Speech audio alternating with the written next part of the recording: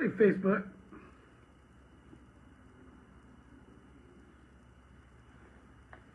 How's everybody doing tonight? Happy Friday.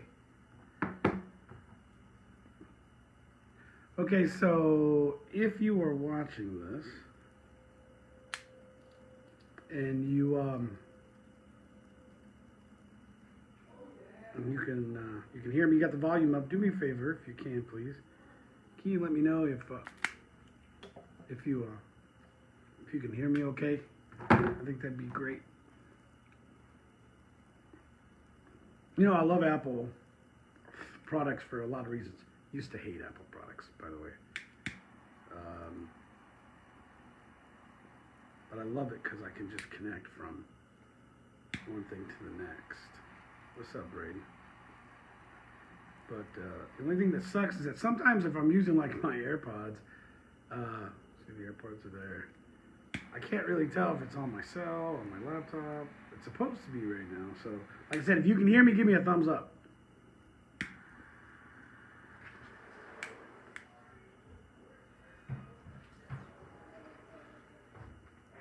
So tonight is Monte Cristo by Monte Carlo. These are delicious. They're like butter. Thanks, Braden. I enjoy them a lot.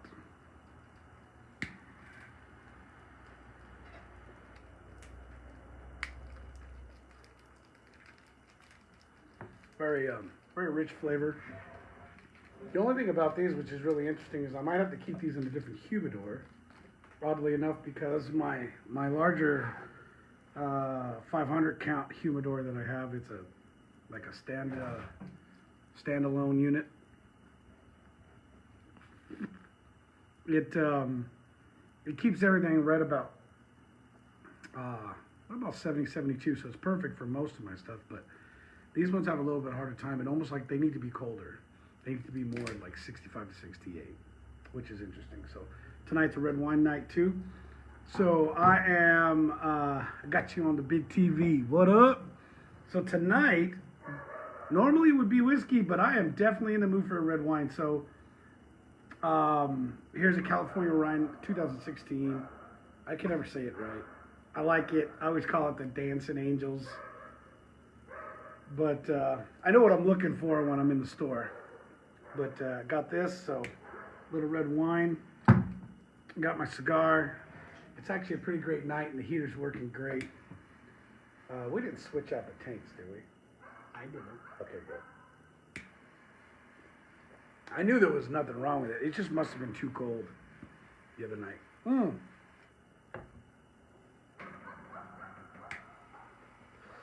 I got a treat for you, too.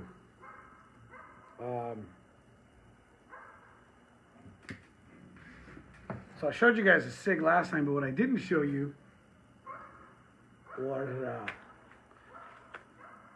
our new toy for it, and that's our gun kit. So this is considered a pistol stabilizer, completely legal in all 50 states. Well, maybe it's legal in Kansas. Really, all I give a crap about. Small little addition to the SIG. I believe these are 38, 37 count. They're supposed to be like 40, but you know, you can never really push the springs all the way. So quick release, comes in. You gotta swap out. Look at that. Another 40 rounds. Perfect ergonomics. Little red dot sight. I cannot wait to take this thing out and start to play with it. So I love it. Small extension to an already existing handgun. Now makes it a nice subcompact. I got a lot of work to do this one. There's still some more tricking out. Now this is the Gen 1. Got it at a good price. I know that they're coming out with a Gen 2. And I'm okay with that. The only thing for this one, what's up, Arturo, is it still captures the the pistol a little more difficulty than I think it should.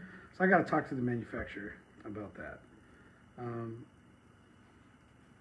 Because the last issue I had with the last one was it wouldn't grab it at all. The lower on the SIG was the wrong lower. So what I did was I bought a new lower for it, and actually it was great. It increased my cap, my mag cap by I think it was 2 rounds, 3 rounds. Yeah, because it was it went from a 13 to a 15, and then of course the 17 sits in with a little bit, but this is a 40 round. So anyways, this is kind of a little showcase for tonight.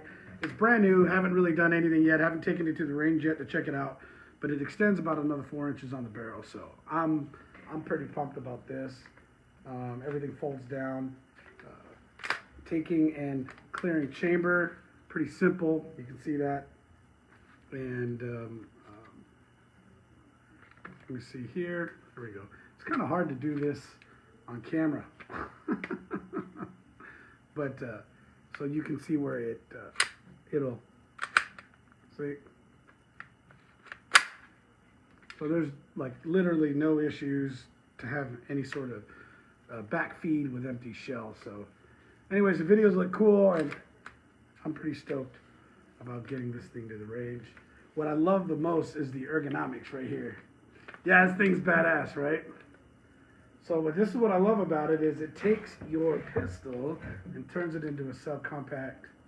Has the fold out, breaks down. It's hard to do it with the gun in there. You can see here how simple it is. That's it. It's all plastic, hardened. I cannot say enough about this right here.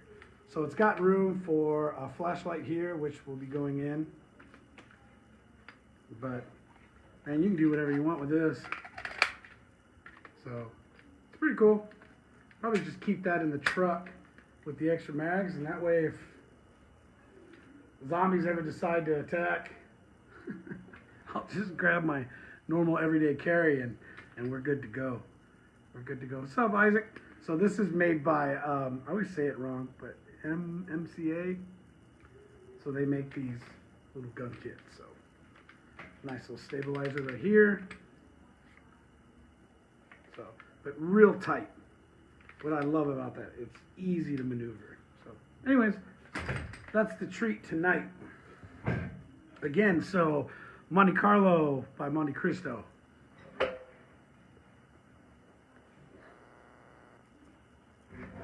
So for a Friday night, how are you guys doing tonight? Let me know. Put it in the chat box. You got anything you want to talk about? What are you smoking? What are you drinking? What are you doing? What are you not doing? How are you chilling? Watching movies tonight, hanging out with the kids.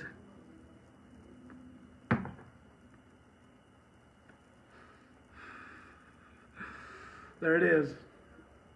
I paired it.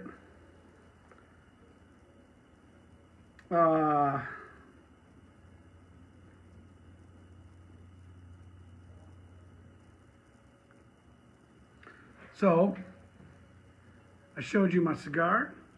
Here's the red wine. How are you guys, man? That's what I want to hear. Let's chat. Let's talk. What is going on? You guys know the rules here. It's cold in Chicago. Yeah, I don't blame you. Do not blame you. I'm done with the northern Midwest weather.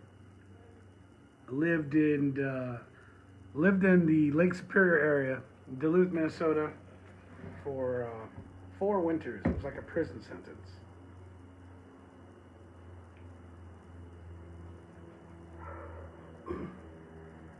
There's nothing okay with 8 to 9 months of winter. It's not natural.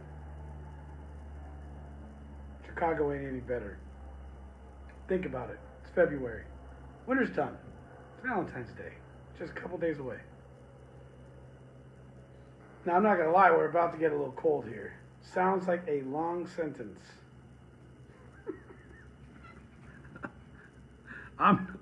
I'm not sure what I missed. You know, in fact, it's not even that cold. I don't even know why I have my beanie on.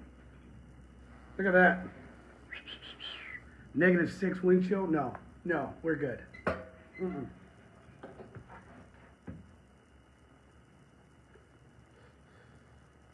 You know the thing I missed and I disliked the most about living in that area was this.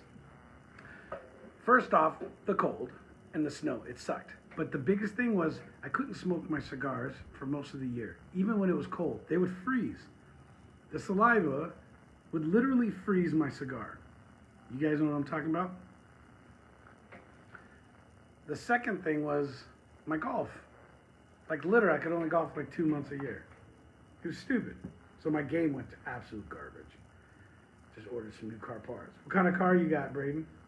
Why don't you share with us?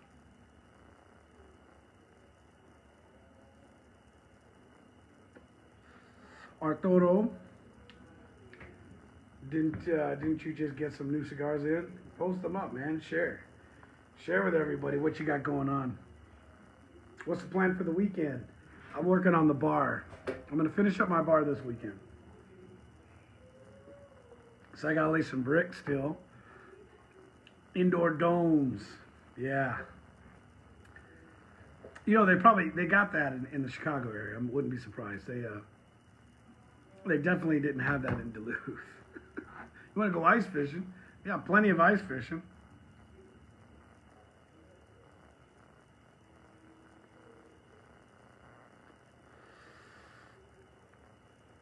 So what are you guys doing? Huh? I'll share with you kind of what's going on for me this week, and one of the things that I have found that was pretty interesting. So for those of you guys who know, who might not know, but so I got involved with the local HOA, the board here, and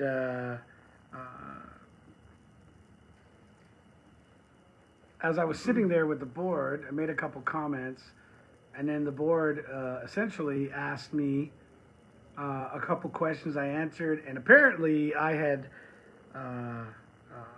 put myself on the list for a vote for president. So then I got voted on the first day at the board meeting that I just got elected to. I got elected in as the president of the HOA in the neighborhood. So that was pretty exciting. I was like, okay, here we go. But I'm pretty pumped about that. So that was kind of a big thing that happened for me this week. So I'm going to start to get to meet a lot of my neighbors and community here. I'm personally pumped about it, to start doing some things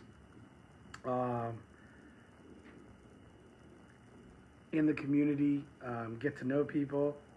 I'm excited. I'm excited about it. But one of the things that was fairly interesting this week in comparison to the week prior was the level of focus. And one of the things that kind of kept hitting me was the idea of regret and insecurity that I kind of wanted to share. Yeah, President Rigo, right? It's kind of cool. Listen, for those who know me, right, from the hood to the table is a comment I used to make with a lot of guys that I worked with in the industry, because for a lot of us, we come from the field, from the ground, and before you knew it, 10 years later, we're in corporate roles, we're in a C-level role, making multi-million-dollar decisions for the companies that we were working with, leading huge efforts. And it's like, if I'd have looked back 15, 20 years ago, there's no way in the world I would have been able to tell you that this is where I'd be. Now, here's the thing. If you'd have asked me where I wanted to be, this is exactly where I wanted to be, right here in this place. And so the words and how we start to project that level of positivity become more and more critical in our lives. And so I started thinking about, well, what are the opposite then? What are the opposite words? And that's regret. Regret.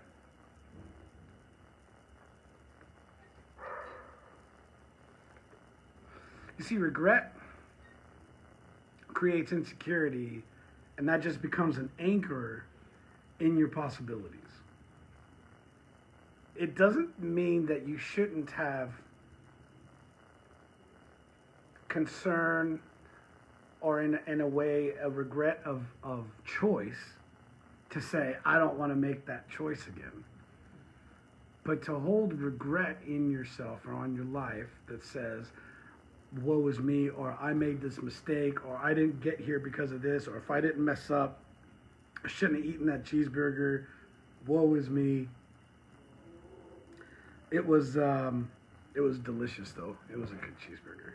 My son made it. He always makes good cheeseburgers. Yeah, that too. Hey. Hello, wife. Hey. Thank you. Welcome. So, looking at that, what is your anchor? Have you taken a good look at where you are right now in your life and said, okay, what's holding me back from levels of growth? So when you have regret, what starts to happen? You build fear, okay? Right? You start to build a fear of. So I'm afraid to jump in the pool. I'm afraid to whatever. I'm afraid to make that move because the last time I did it, I got hurt. So instead of learning and building and then having a better plan, we have all this regret that creates this insecurity, that creates fear. And from fear, it starts to feed into all of these areas. So we stop making the decisions that are going to be most influential, most positive in our life. Are you guys with me on this, or am I just talking to myself? Listen, if any of this is making sense, give me a thumbs up.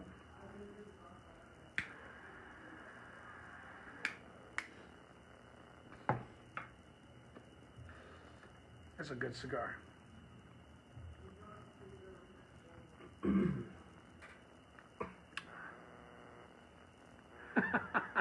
Thanks, Braden.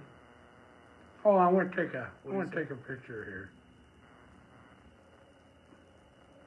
There you go.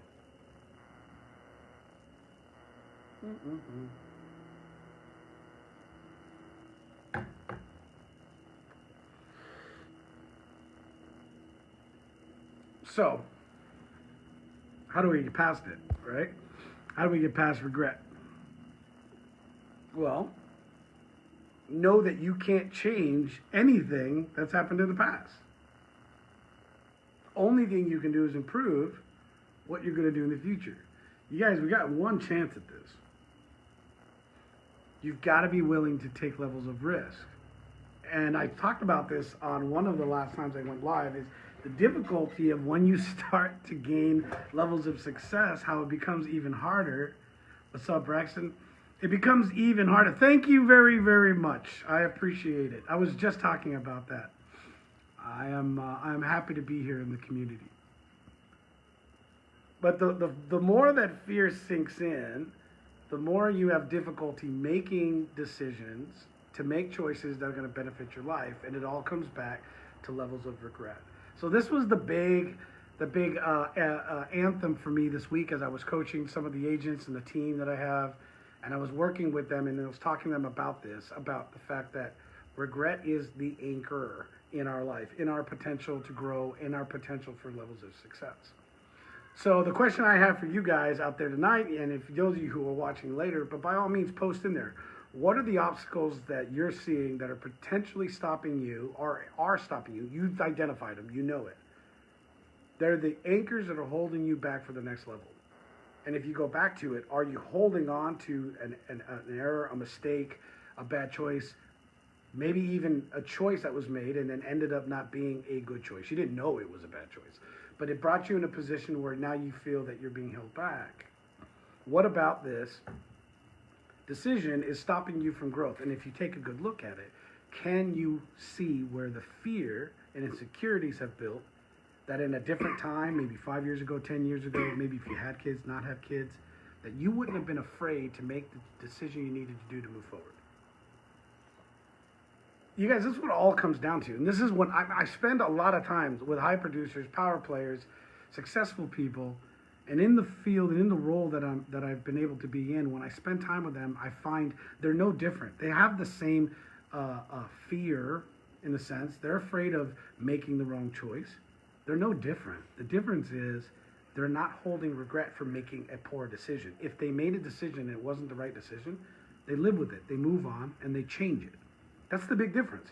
They make a decision. A lot of us don't make a decision in fear of what? Making the wrong decision and having regret. I'm telling you, regret is the anchor. Regret is the anchor that's holding you back.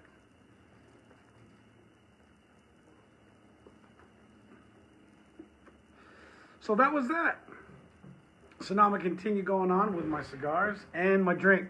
So I want to know, how are you guys enjoying your evening? Welcome again to my live. Thank you very much for joining. Braxton, thanks for joining. You know, I've only met one other Braxton in my life. He was one of the greatest guys I've ever known. He lives up in southern Minnesota. Good kid. For those of you guys who don't know me, my name is Rigo Murillo. I am an entrepreneur, business owner, agency owner, father of 6, husband. You are the second. Yes, sir. I'm looking forward to meeting you, dude. I love my whiskey. I love enjoying a good drink, cocktail. I especially like red wine outside of whiskey and bourbon. I love good tobacco. I'm a big cigar smoker. And today I was showing off the new gun kit. I also love my firearms. So this goes right in line with my SIG P320. It is a compact technically, but I did change out the lower, so it's not a full size. But this is my new badass MCA gun stabilizer. It's what it's called, a gun stabilizer. Completely legal. Badass though, right? Look at that.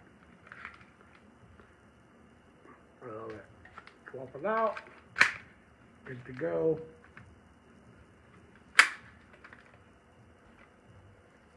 What do you guys got? Share. That's the whole point. And if anybody wants to get on and say hello, just give me a buzz. I'll bring you online. We can have a quick conversation. You want to get to know me? You want to ask some questions? That's what I'm here for. But this is what I do. I want to let you in. I want you to get to know me, and I'll always share with you.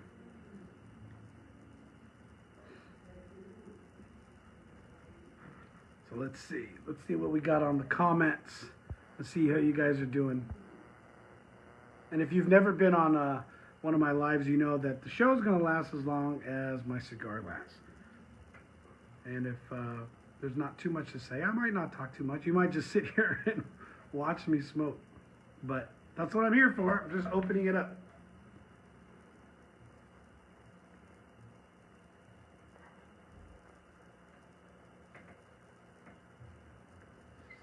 This is, these are definitely one of my favorite cigars. I do enjoy it. But like I said, I think these do better. I think these do better with a little bit of a colder temp. They age a little bit better, I think. I think that's a big part of it. But anyways, I still got tons of work to do. Got to finish my bar. Cannot wait for my bar. Got a Smith & Wesson 38 special. Oh, you're funny, Braden. I bet you can't wait till you're old enough to carry it.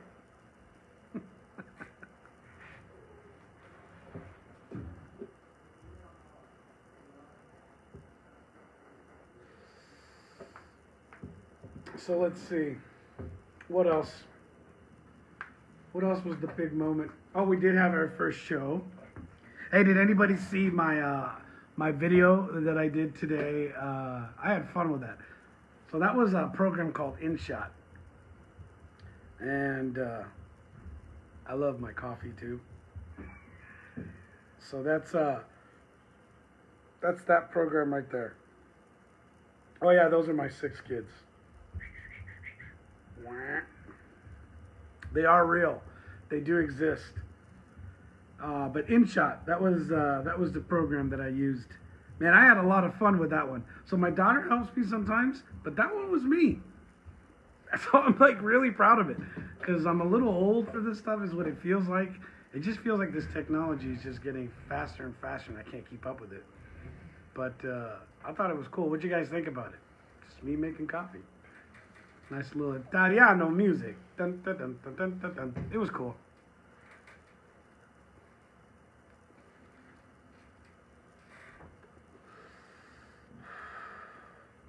Let me know if you guys want to get on the chat. It makes the show a heck of a lot more fun. I guess there's Super Bowl happening. Why did I not even know about it? Maybe because I don't care. But I have to care because I live in Kansas and Kansas City Chiefs made it. I believe they did it again. Didn't they do this last year? Didn't they win? I think they're returning Super Bowl champs, which is pretty cool. I move into Kansas and then Kansas starts winning the Super Bowl. Coincidence? I don't know. You decide. The Morillos, that's what they do. They win. The Morillos win. For wieners. I want a win. Former gun owner in rehab. Why are you in rehab, bro? Come on, man. Let's go to 54. My treat.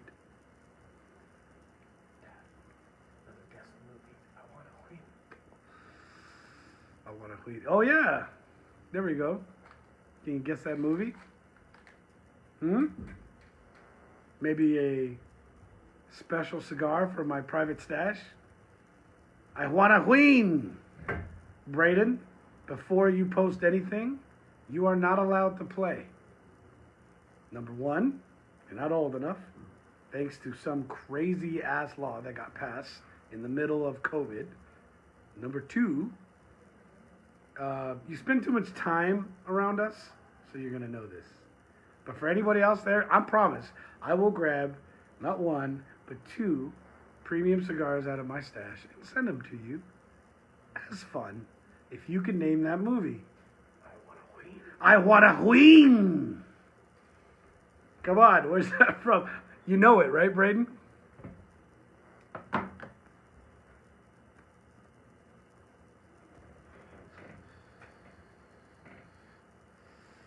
Let's see here. So while I'm going live, you guys, I am checking post stuff. So I'm trying to do something different. I got this going on my iPad.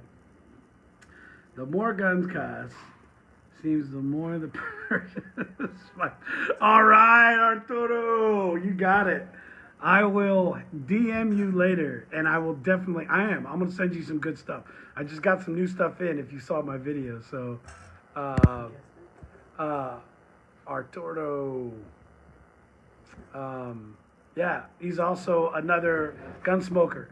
Timothy. Now that's a brother right there that knows his firearms.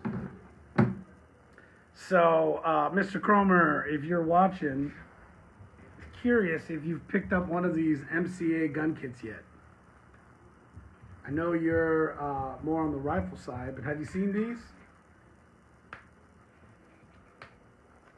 I'd love to get you on and get your opinion on some stuff.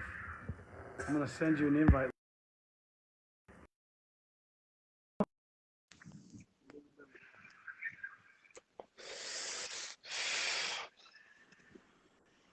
Oh, what's going on, bro? Dude, hold on. Look at this shit I got going on. Okay, let's see. Holy crap, dude. Hey, first off, congratulations for making the Dean's List. Thank you. So are you going just straight like 100% Alaskan man? Like what's the deal? I mean, I don't mind, but I'm just curious. Are barbers completely locked down in central Iowa? I just going for it, man. Do it. Like this is the longest my hair's been since before I joined the Marine Corps, and I'm fucking put a hat on. I love it. I love it. Dude, I'm regretting that I cut about that 6 inches off my beard, but I'm getting a whole lot of, man, keep it where it's at. Don't get it much longer. I'm not gonna lie, I think my face is a little fat for that. Dude, my face is real fat too. I'm getting a lot of like reverberation on the sound right now. You hear me okay right now? No, I mean, I can hear you just fine, but like I can also hear everything we're saying like 3 or 4 seconds afterwards. Really? Interesting. What do you got? Are you on your cell phone? No, this is my iPad. Oh. Ever since they fucking logged us out of Facebook across the fucking, I can't get into Facebook on my phone. What? Yeah, like like everybody was like logged out at one point or some shit. That didn't happen to me. It happened to me like, like 8 days ago. It's because you scare them, dude. I know. I love it. I love it. Hey, I seen that new post. Are you gonna go for that? Are you gonna go for that calendar? The shooting range, or what was that gun shop? He said, "Man, give me 12 pictures. I'll put up a calendar of you." As my buddy's tattoo shop in. That's what it was. It was a tat shop. Yeah. No, I already got the calendar on order. Hell yeah, dude. I want one. I was like, dude, that's great. Dude, they're not cost prohibitive. Like I got one for Kaylee for Valentine's Day, but it's like $30. Yeah, but they're fun. They're fun. So the ATF show, it's something I'm just getting going. I'm building a studio, but we're gonna get this going. But basically, this is I do what I do. I always try to share a little bit of wisdom, something that's usually I'm thinking about during the week. But most importantly, we talk about 3 major things: some level of alcohol, some type of tobacco, and some new firearm. All right, so what do you got there, buddy? This is Sig Sauer P226 Legion. Very nice, very nice. So I got my. I am iPad. the same thing. This is my 6 Sauer P320. Yeah, P320 C. Yeah. Mm-hmm. Check this out. All this right, is what what my you iPad's propped up against.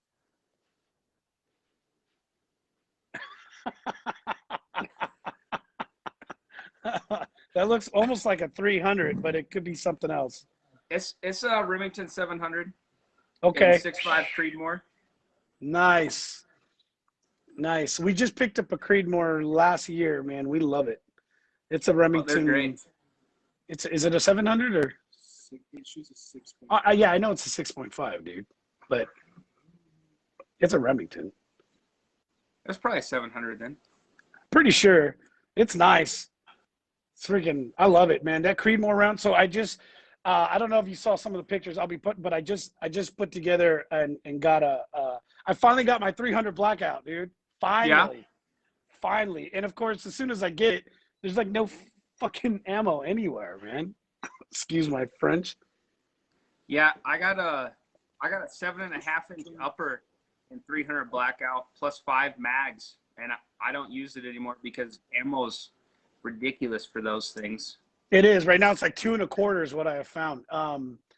Grab my 300. It's a 10.5 inch, but I think you're gonna like this. It's a Daniel Defense barrel. Mm-hmm. It's a bunch of. I just ordered a bunch of shit and picked up a couple new triggers for 2 of my other lowers, so I'm pretty excited about these. They're the. I've had too much wine tonight. That's all right. We just got back from Red's Ale House. I'm gonna grab my AirPods. So do it. I think I don't. Something's going on with the sound. Where like I'm hearing everything that we're saying. Like yeah, we hear you. We hear you great. So it's got to be for sure. You're probably getting a feedback on your end because I can hear you great, but I do hear my voice catching on the back end. So go ahead. I'm drinking red wine tonight.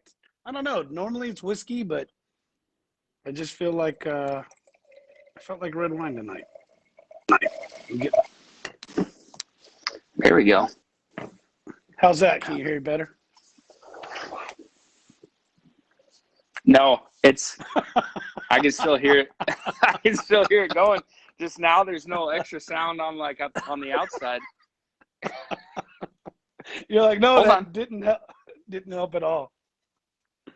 No, it didn't help. You got like another phone like next to you playing the audio or some shit? I mean, you're on my iPad. My cell phone's here. Yeah, you're on my iPad too. Yeah. But yeah, no, still here. So, but anyway, so What yeah, is you this? made the dean's list, dude. That's awesome. So here's the thing about spring semester Okay. or last spring. So I've made the dean's list every semester except spring of 2020, and that was when we switched from that's when we switched from in person to online because of COVID. And the way it works is you have to have like a minimum of 9 credit hours graded to like get on the dean's list. Okay. And we were able to accept pass fails for certain classes. And physics was fucked that semester. Like they switched online and our professor was like, we're going to do an open book, open note exams from here on out. And then we took our first one and there was like a 75% class average. And Corey and I got 95s. And he was like, I'm going to throw these fucking exams out. Like, it's obvious people cheated. Like, you should be getting 50% What? averages. Right. And so then he like threw that one out. And then like the class average on the next 2 exams was less than 20%. Like it was like a 13% on one and like an 18% on the other. Okay. And so I was going to get we were both going to get B's, but we had the option of taking a pass fail. And I was like, fuck it. I'm going to take a pass fail and keep. So like my other grades were A's and A, like I had A's and A minuses, but not enough to add up to like have the credits dean's list because I took a pass fail. Fuck it. Like I'd rather have my GPA than be on the dean's list for one semester. Yeah, no, I totally get it. By last year of college, I had built I built one of my first companies. And so what sucked was I had all my investors coming down. And so I missed 3 of my finals. And I went from a 3.89 GPA that I'd held for almost 4 years, dude. And I still graduated honors, but I was like I was super dork, man. I was like trying to run like straight up dean's list, highest honors, alpha, beta, kappa, all of that, you know. Exactly. And, but I was like, you know what? Like my grades are good. I'm fine. All right, so I'm gonna give you the list of what I got on this. You ready? Yeah. So the upper receiver and handguard is Aero Precision.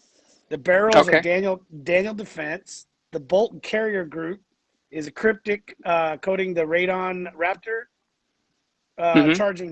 charging handle, and the ACC muzzle device. I wrote it down because I knew I would never remember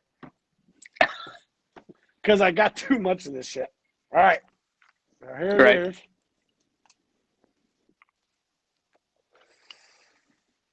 That's a strike. No. That's a rail scales hand device, like hand retention device, right? Yeah, rail scales. Yeah. It is so nice. And then check this out. It's got the quick disconnect. Okay. For a blast deflector. Yeah. Dude, I submitted my paperwork for my first suppressor like 2 weeks Actually, ago. I was told by my gun guy that you got to do that quick because they're getting ready to try to go against it. So, yeah, we're getting ready to do the same thing. They're always trying to go against everything. I know. It's ridiculous. It is. It's ridiculous. But there you go. Check out that bolt carrier group. Boom. Yeah. So it's nice because it's an M4. It's an M4 bolt carrier. It's the same thing. I just upgraded on all my other lowers. So it's compatible. If for any reason I had a full auto, it would be compatible. and just upgraded all the springs to tungsten spring and added a little extra weight, so pulled about 16% off my recoil. Yeah, let's it's show and tell. Oh, beautiful. You can use a 3D printer in your life, man. Yeah, no shit. So those AKs, man, you are probably one of the biggest AK fans I have ever met, and you have the most beautiful rifles I've ever seen. Dude, are you constant? How many of these do you have, or you just keep changing them out? No, I have. So I gave one to Kaylee, my girlfriend, for Christmas, but I still have 10 AKs. Nice. Right? It's like 10. I think I got like 10 AKs. You're like, right? I don't know, man. I had a good count on my guns a year ago. I don't know anymore. That's why you're my friend. That's the kind of friends I don't want friends that say I can count. When people ask me how many, I'm like, I'll be honest with you. When we hit 25-ish, I just stop counting. There's sometimes I open drawers and I'm like, oh shoot. Right. I forgot about this one. Right. Pistols everywhere, right? I'm somewhere north of 30 myself, but I've got 2 gun safes, and then Corey has his own gun safe. So we're That's I don't beautiful. know, we've got 40 or let- more in this house. Let me tell you why you're so much cooler than me. And I mean this. Okay? I have children, so children have already, like, they own some of these, right? They belong to them when they leave or when I die. Right now, all of yours are yours. Right. That's a beautiful thing. Yeah. Hey, what do you think about my new truck? That's pretty sweet, man. Yeah, I'm pretty dope. I'm pretty excited about it. I wanted to get a little bit more of I was looking at the new Bronco. Looked at a Jeep. I love your Jeep. But it wasn't over 6,000 pounds, so I couldn't get a tax credit. Yeah. And I needed the tax credit. So you like do it as like a business expense then? 100% write-off, and then I depreciate it. Yeah. Hell yeah. Dude, I'm having so much fun learning. Like, that's the shit that we need to talk about. Like, the business thing. Yes. I know. Like, I've got we both still own our businesses. They're sole proprietorship LLCs. But like, I don't know what I can fucking get away with, what I can't get away with. So until the corporate laws change, so here's a little bit for everybody. So here's one of the things that's going to be super important. This is what I realized. The thing that kills us in our taxes is the self-employment tax. So unless you have about 185 or so, if my numbers are right, you got to make about 185,000 before it actually has to be done outside of your normal LLC. So a sole proprietorship or an LLC, a single member LLC, is all treated the same. So unless you have a multi-member LLC, right, what starts to happen is the way that the taxes are dealt with, you still do your taxes individually. Now, the good thing is you have a lot of write-off. What a CPA is probably not telling you, which means he's not a good CPA, is that you're paying the majority of your taxes. Let's say you made $150,000 that year, and you've got your business and you've got your personal income.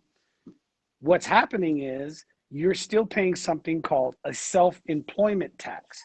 So out of that 150,000, you're probably paying about 15,000 in taxes at the end of the year due to self-employment. The simple way to fix that is about $300. You create an S corporation as your holding corporation. The S corp is the majority owner of your LLC. You are an employee of the S corp. The S corp pays you a wage, and let's say, for instance, you're going to make, let's say for purposes of mental math that I don't want to screw up on live, is let's say you're making $80,000 a year. Well, instead of paying yourself $80,000 a year, you pay yourself $40,000 a year. And at each pay period, you take the remaining amount as an advance in your wage in cash. So let's say you're getting paid $5,000 a month. 25,000 of that is being paid through payroll, which you pay your taxes in. And then the other 2,500 is given as a advance that you're getting direct as an owner's draw, but essentially it's an advance and you are not paying taxes on that till the end of the year. Now, what happens is when you get to the end of the year, you file taxes under your S Corp. So you have a completely different tax advantage. They get a lot more benefit and you now have a W-2. Here's the critical piece. When you are a sole proprietor or working under an LLC, you can get 0 loans until you have at least 2 years.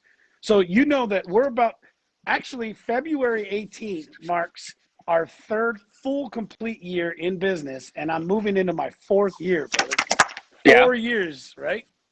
Mm-hmm. So it's exciting, and I've learned this all the hard way. I could not get a home loan.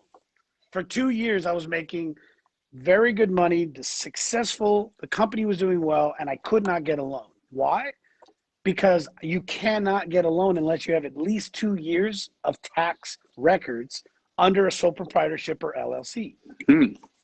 So by doing the S Corp, I eliminated completely the self-employment tax because the LLC is not owned by me, it's owned by the S Corp, and I am an executive member of the S Corp.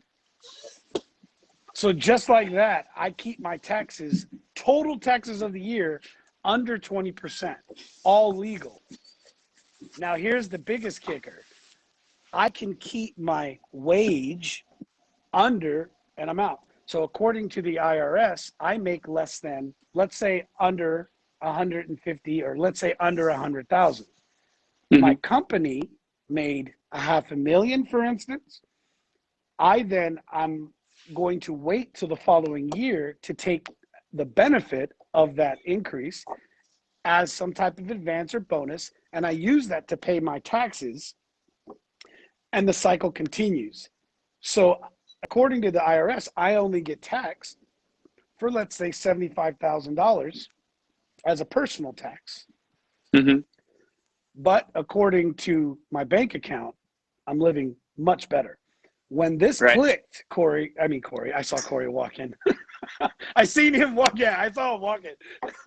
Tim, when this clicked, I realized this is the problem with people who don't understand this. Now, don't get me wrong. I pay a lot of state and federal taxes. My little business pays a ton of taxes, but it's also got a high level of revenue. But from a personal side, why do I want to pay corporate taxes, company, LLC, self-employment taxes, and pay personal taxes? It's all my money. What up?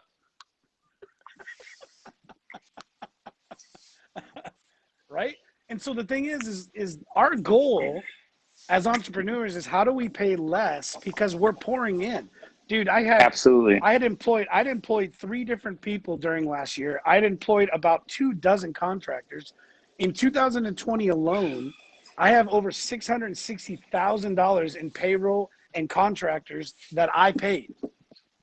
Right. So I'm feeding the monster. I'm definitely building an economic growth, but why should I get penalized for my success? And so it took me like three you don't CPAs. You don't gotta flex on us just to say fuck taxes, man. Like we all get it. Fuck taxes.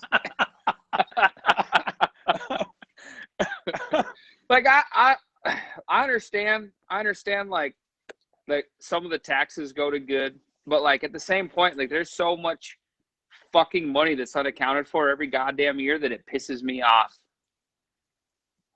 And like I've been on the receiving end of it. Like my fucking income was completely supplied by your taxes for years.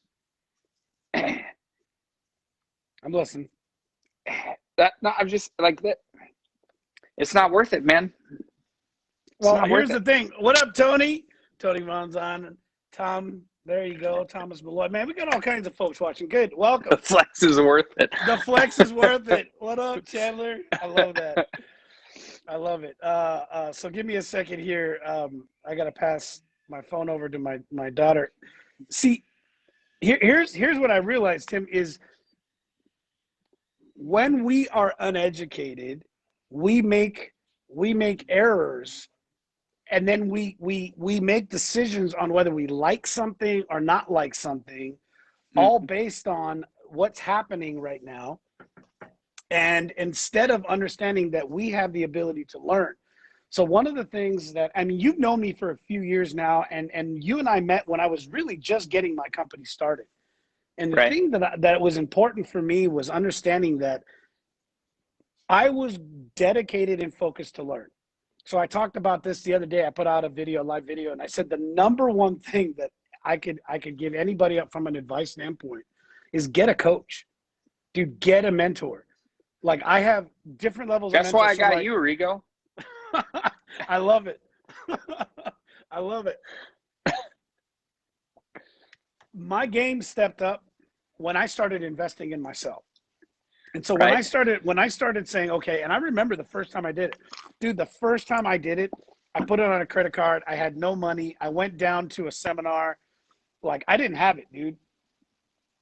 And then it started. And then I remember putting myself up to the next level. Dude, the first time I made a massive investment in myself, it was about $18,000. I couldn't believe I was doing it. It was about a 4 to 6 month process. And it was a program, and I was getting coached. And it was all mental, right? This is when I was doing with Warrior. By the time I was done, I'd invested like 50 grand. Now, here's the great thing. Dude, you went to college. Well, that was before college. Listen, you know the way I feel about I know. college. All right, listen, let's stay focused here, Tim. All right, I'm sorry, man. No, you're good. You're good. The thing is that what I realized was you reach a level, if you're growing, if you're eager and hungry for growth, you're hungry for knowledge. How are you going to find that in the environment you're in? So a lot of people are in what I would consider an entrepreneur environment.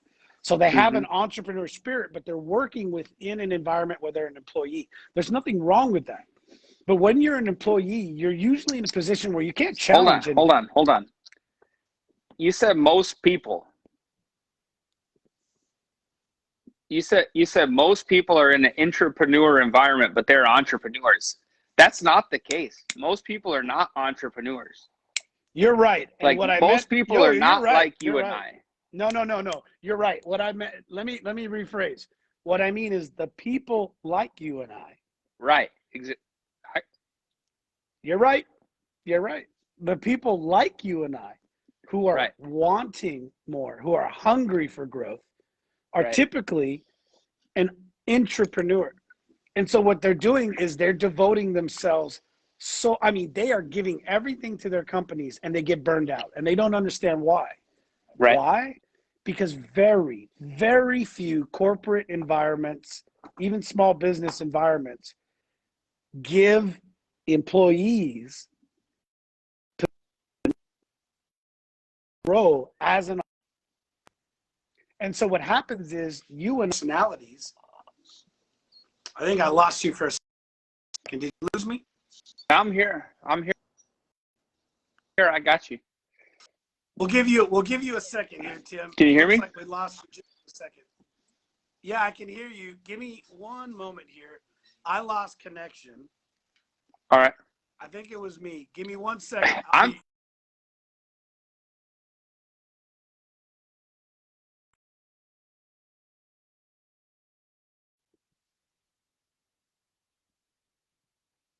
Rigo, I got you, man.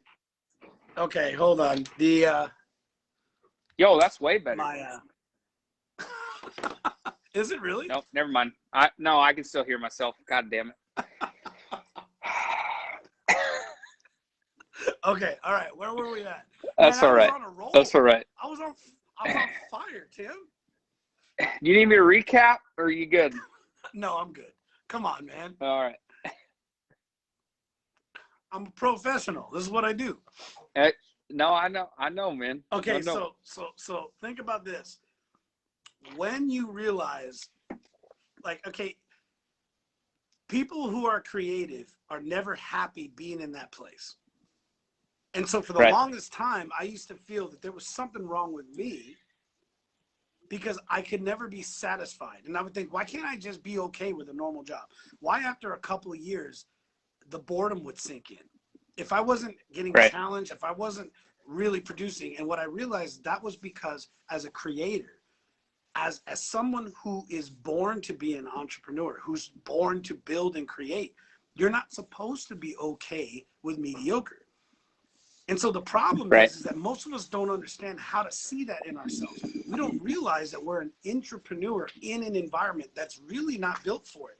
So when we know this, we have to understand, okay, this is what I'm built for. Now, how do I use this environment to teach me, to train me, and then move on?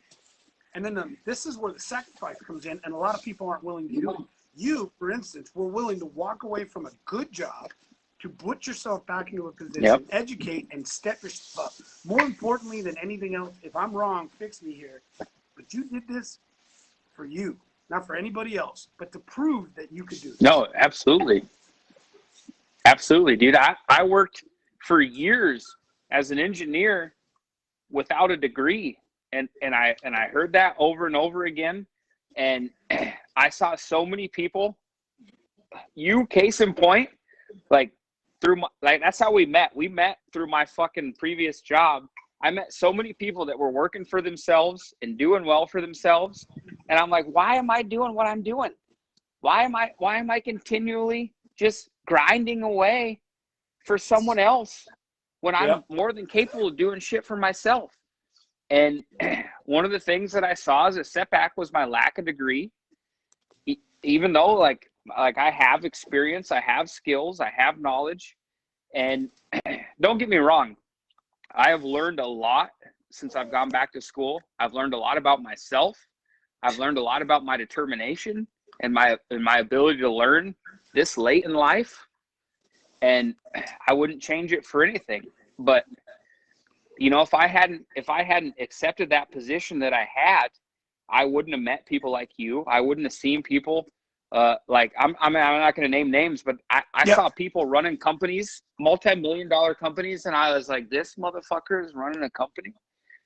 Yeah, dude. Like, you know how many times that ran by me, and I'm like, dude, there's so many times I've worked with people, and I'm thinking, oh my God, how much money did they get as an investment? How much? And I'm thinking, dear God. So it clicked for me years ago when I was sitting at a conference and I seen a guy get on stage and they were making a big deal.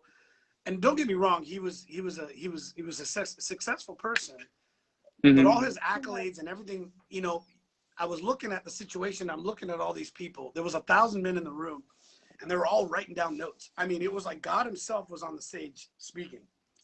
Right. Pens are just burning.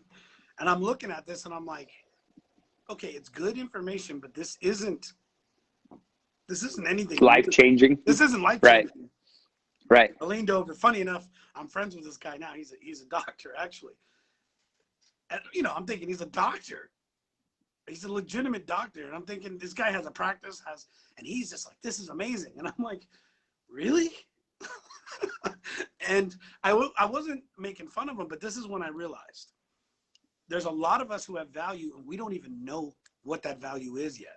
And I looked around and I realized I'm in the wrong business. At that time, I was working for an employer and I had asked them, hey, we need to invest our time into doing things that are going to build us up. We should take our sales guys. Let's send them to this. No, we're not going to do that. We're not going to make that investment. Typical answer. And I said, well, then I'm taking PTO and I'm making that investment in myself. And that was the start of always putting myself into something, getting a coach, going to different seminars. I started reading a hell of a lot more. Like my goal right now is to read at least a minimum of 50 books a year. And I'm on my 4th book right now in February. Jesus. Yeah. So now don't get me wrong. Audible helps.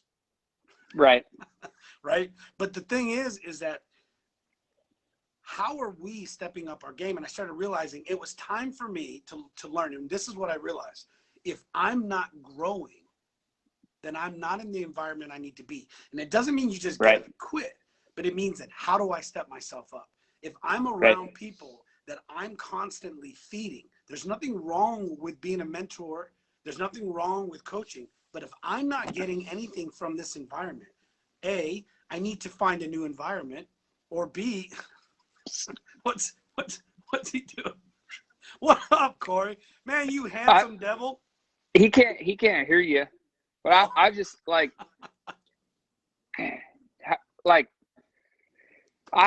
Corey and I met 10 years ago, and we hated each other.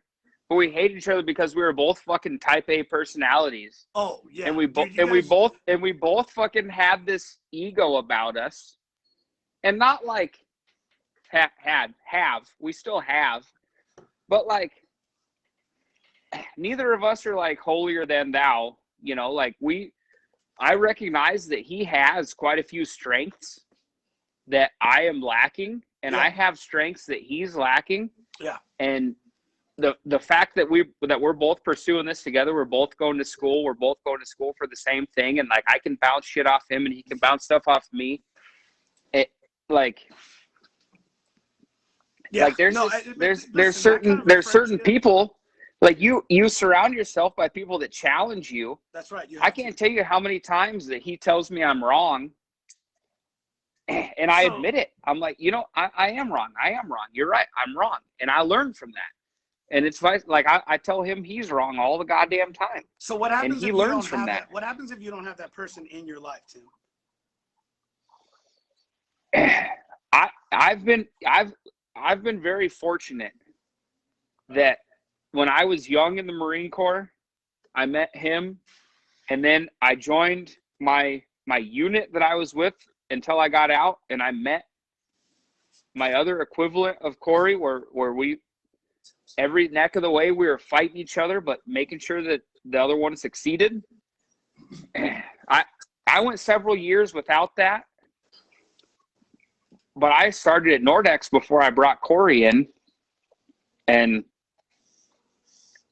I don't know, like you still like you still figure out what you're about, and you still are fighting to be that person. But if you don't surround yourself with other people that want to succeed, if you don't surround yourself with like-minded people, if you surround yourself with people that accept mediocrity, there it is. Like you get comfortable, and you saw my post the other day. Like I was very, very comfortable at Nordex, and I did not like that. I didn't like the fact that I wasn't challenged. I went to work every day, and it was an easy job, and I was getting paid way too much. I felt like if I look at like what I was getting paid compared to what I want to make, I wasn't making anywhere near what I want to make. But compared to how I felt, what I was contributing, I was making way more than I should have for the amount of work that I was putting in, or the amount of effort that I was putting in. And maybe compared to like your average person, I was putting in quite a bit of effort, and that's why I was making what I was making. But for myself, I still felt like there's so much more I could be giving, and there's so much more I could be making, and I was unfulfilled. But see, this is it. That's because you, in your heart, as an entrepreneur, what did you do? Did you die? No, it's like going down. Sorry, don't distract me. Just go get the other propane tank, bro. Come on, man. Don't distract my... I'm in the middle of a live event right now, damn it. I'm in my zone. I want to know, producer, like, do me a favor. is I there... need you to go pick two good cigars, because I said we're giving away 2 cigars. If anybody could get... I want a Queen. What movie is that from? Arturo. He guessed it. So go pick 2 cigars, and I'm going to announce it. Which ones he's getting. Is anybody in the chat like hearing double audio? Because I don't know why, but I'm hearing double audio. Don't kill his vibe. All right, anybody in the chat right now, are you hearing double audio? Or is it just Tim, and maybe he's had too many IPAs tonight? Why don't you go ahead and share with us? Donnie's producer, can I read the last? This is a double IPA, so this counts for 2. Dude, did I call it? Yeah. Or what?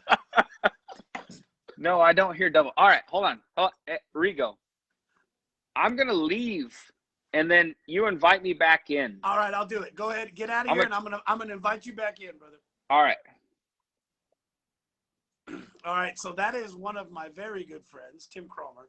What I love about him is I met him at an organization where he was working, and shortly after, he decided that he was going to go back to school and get his engineering degree. But what I love about him the most, him and his buddy Corey, they both have an entrepreneur mindset. I've had the liberty and the pleasure of being invited on a couple of his different school projects for him, and it's been really cool. I love making friends like that. If you guys know me by now, one of the things I love to do is network and meet people. This is why I'm doing this. The last couple shows we've had people on that I've never met, and I met live on the show, and now we stay in touch. So while we wait for Tim to get back on, the one thing that, oh, there it is. There he is. Let's bring him on. All right. We're bringing Tim back on.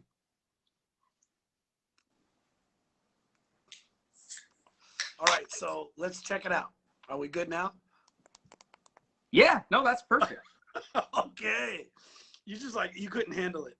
You couldn't take it.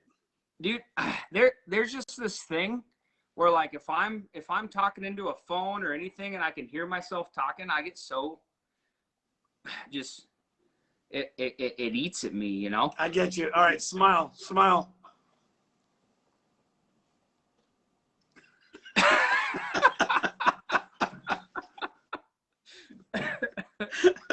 Oh god.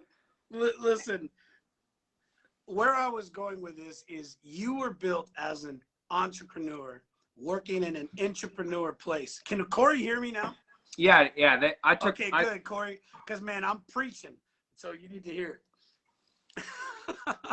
What in the? Dude, you got to show. Come on, bring it up. Bring it on screen. Let me see that thing. Oh god. Wait, there's like none left. Look. We drank most of what's in here in one night, and that was probably 10 months ago, and I haven't touched it since. Dude, that's awesome. It's not good. It's not good. It's not good. It's black velvet in there. That was loud. Yeah, what was that? Oh, Southern style. That was really loud. So, all right. So here's where it's at. You weren't being challenged, and that's exactly the place that so many are in, and they don't step out. Right. This is the thing that I absolutely love about what you do and who you are as a personality, is that you were not afraid to say, I'm in a good place, but I know this is not enough. I was built for more, and I'm going to make the first move. You know, here's the thing that a lot of people do. And I was having this conversation with another gentleman that I mentor and coach. I need to breathe when I talk, so I stop hiccuping. Right. I used to have a circular breathing method that was just phenomenal. Okay. Dad said cheese. I was teasing. Okay. So my daughter's watching. Okay. So they get to a place where they know that they're supposed to do more. Mm-hmm. They feel the uncomfort. They know that they need, and here's the difference. This is why we're the 1%. And this is why if you understand that your job is to be an absolute sponge in learning, you as an individual need to seek in a hunger like nothing else knowledge. Right. You look for mentorship, take from mentorship, and then move to the next level.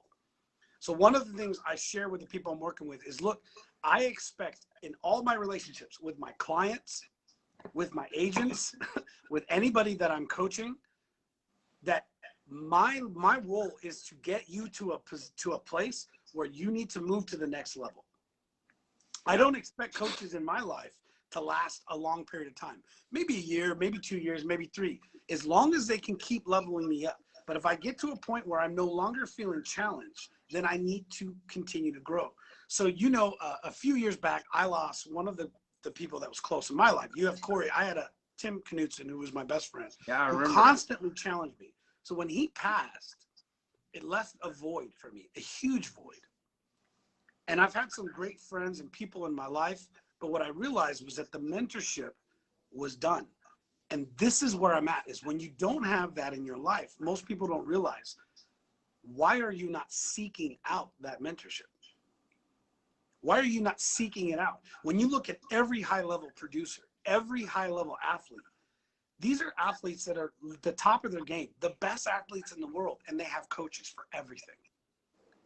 They have coaches for nutrition. They have coaches for a certain exercise. They have all these different people in their life, and it took me a minute, and it finally clicked. I don't need to wait to become a high-level producer. It is in the action that I'm doing now that's going to make me a high-level producer. Yeah. And so when people get stuck is when they try to overthink what the next step is versus saying, I know there needs to be a next step. I'm going to take it. Now, you've done a great job. Both of you have gone out. You're getting your degrees. You're going to get done with this. You've done a phenomenal job. This is just the beginning. I guarantee you, I can speak on this, that in this process, you've already, all kinds of ideas have started coming over the last few years. You guys are looking at maybe, man, we should do this. We should do that. We should get into male stripping. I guarantee, right? Male stripping. Absolutely, man. Dude, now my back, like maybe 5 years ago before my back was as bad as it is, but like, You just dude, can't pole dance. I can't grind a pole like I used to. We're just too fat anymore. Maybe about Well, I don't know. What about 100 you, Corey? IPAs What about ago. you? Can you still grind a pole? I'm sure there's a market for it. Like, we're like my our audience is like 10 trailer park Tammys watching us and giving us like $1. When did Lester Franklin would subscribe? Hey, you want to hear something crazy? Hold on. Before you, I do want to hear something crazy, but someone commented male stripping for the win. When I was getting out of the Marine Corps, my executive officer asked me what my job, like what my fucking plan was for the future. And at the time, like, I just had a sweet mustache because that's all we could grow. Yeah, you had that. You definitely had the porn stash. I've seen the photos. Right. And I was like, sir, I really don't have a plan, but my fallback's male stripping. And he was like, Cromer, I could have guessed that. I was really hoping you wouldn't have said that right now, but I could absolutely see that as a possibility. That was like 50 pounds ago, though. And Hold on. 6 years ago, Hold on, 7 years ago. I'm going back. I'm gonna see if I can post this up. All right. Let's see. Come on. I'm looking, man. We text a lot of bullshit. Yeah. Let's look. I know I got it somewhere. So you would I thought about this when you were talking a little bit ago before I interrupted you, but you said, you know, like when you lose a mentor, like, where do you find the next mentor? Something along those lines. And I was thinking about it, and you know, there's not a lot of opportunities where, let's say, your average Joe can find someone who they look up to, or who would be a good mentor for them, or someone who challenges them. Because if you go to work every single day and you also works for a boss who works for a boss, like, it's hard to find a mentor in that sort of environment. And that's exactly what I was in after I got out of the Marine Corps. And that's why I connected with people like you. Yep. That's why, like, I think I probably use LinkedIn a lot more than a lot of my peers, and certainly more than a lot of my peers who look like I look. You know, like, no, like, I mean, like, look at, hold on. The first time I met Rigo was on a video chat, and you know, like you've got a neck tattoo, and you've got visible tattoos. Corey like has hand tattoos. Oh, I know it. Yeah. Right. And like that's one of the things for me. Like I have tattoos. I don't have tattoos that are visible if I was in business attire. Like if you were wearing a suit and tie, you could still see that tattoo at least. Just You could see this one, and occasionally you would see my wrist. Right. Yep. But But you could see this. But also when we met, you had the beard. Yep. And that was one of the things when I was interviewing at Nordex, my family said, you need to shave your beard for the interview. Yep. And I said, I am who I am. If this company doesn't want to accept me because I want to grow a beard, I don't want to work for this fucking company. That's right. But at the same time, like I envy Corey for being covered in tattoos, but like that's one thing that I can't like overcome. Well, let me tell you this. Let me help you out right there, because, you know, prior to starting my own company, I worked for another company that literally made me shave. Right. I had to wear suits every day. You guys know that. Here, hold on. I'm gonna throw it out. Okay, I had to wear suits. I had to wear suits every day. I'm gonna put it out so everybody can see it. I had to be corporate. What do you put? Like what's being put out? I can't see any of this. Oh, I'm about to. Hold on, I gotta find it. Hold on. Oh, all right. Cálmate, Tim. That's Spanish for chill the fuck out. Calimocho. You ever had calimocho? That's like Coke and red wine. That's like a thing they drink in Spain. Dude, Spain. I love Spain. That was awesome. Oh my God. I was just talking to somebody about that here the other day. Yeah, Spain's a lot of fun. Yes, it is. Yes, it is. I'm going through pictures. Rome, China, Spain. I'm trying to find this photo. Here's the thing. When I got this interview, and I remember the guy that was getting me going, he actually asked me, hey, listen, I forgot about your tattoos. You think you could cover your tattoos? For the interview? He had asked if I could maybe cover it. And I've never been asked that before. Like makeup? Like makeup. Yeah. And I said, no, you know what? And this was a big job. This was a big role. So this is my role prior to starting my own company. And it was a big role. And I had a lot of responsibility. And it was one of the things that made a big difference for me. But I said, you know what, Mr. Person, if the company is not going to accept me for who I am, for my character, I don't want to be there. Right. Here's one of the things I realized. Number one, it is 2021. The game has changed. But it wasn't 2021 in fucking 2013 or 2014 when you're talking about, though. It wasn't. But let me tell you what.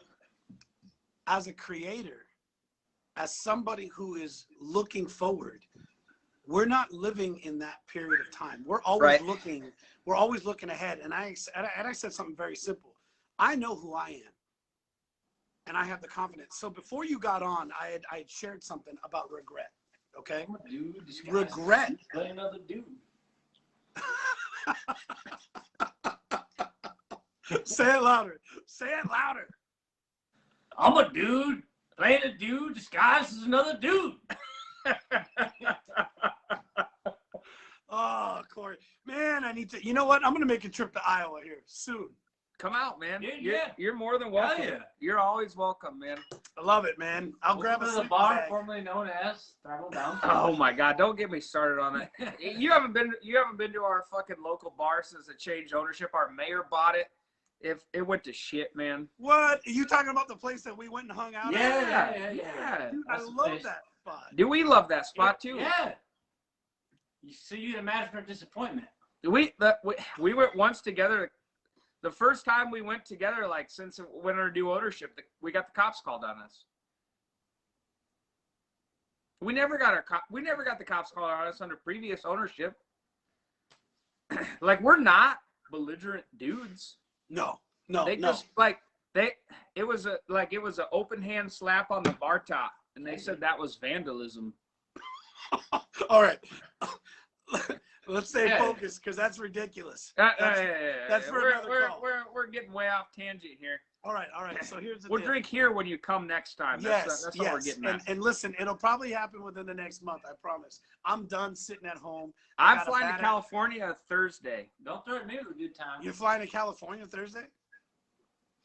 I got an upcoming event. I'm probably meeting some clients here in Vegas in about a month.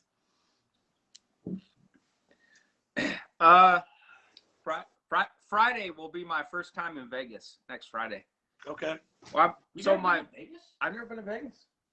My brother's coming home on pre-deployment leave, so I'm flying to California with my girlfriend, and we're driving back with him to Iowa. Nice. Very good. Yeah. Very good. So, regret. Why his One of the things I shared brother. earlier. What's that? Oh, here. Cheers, my brother. Bing. Regret. Regret is the absolute anchor in our ability to grow. No, I gotta disagree with you. Share with me. Fear. Aha. Fear is the anchor. You're right. Now, where does fear come from?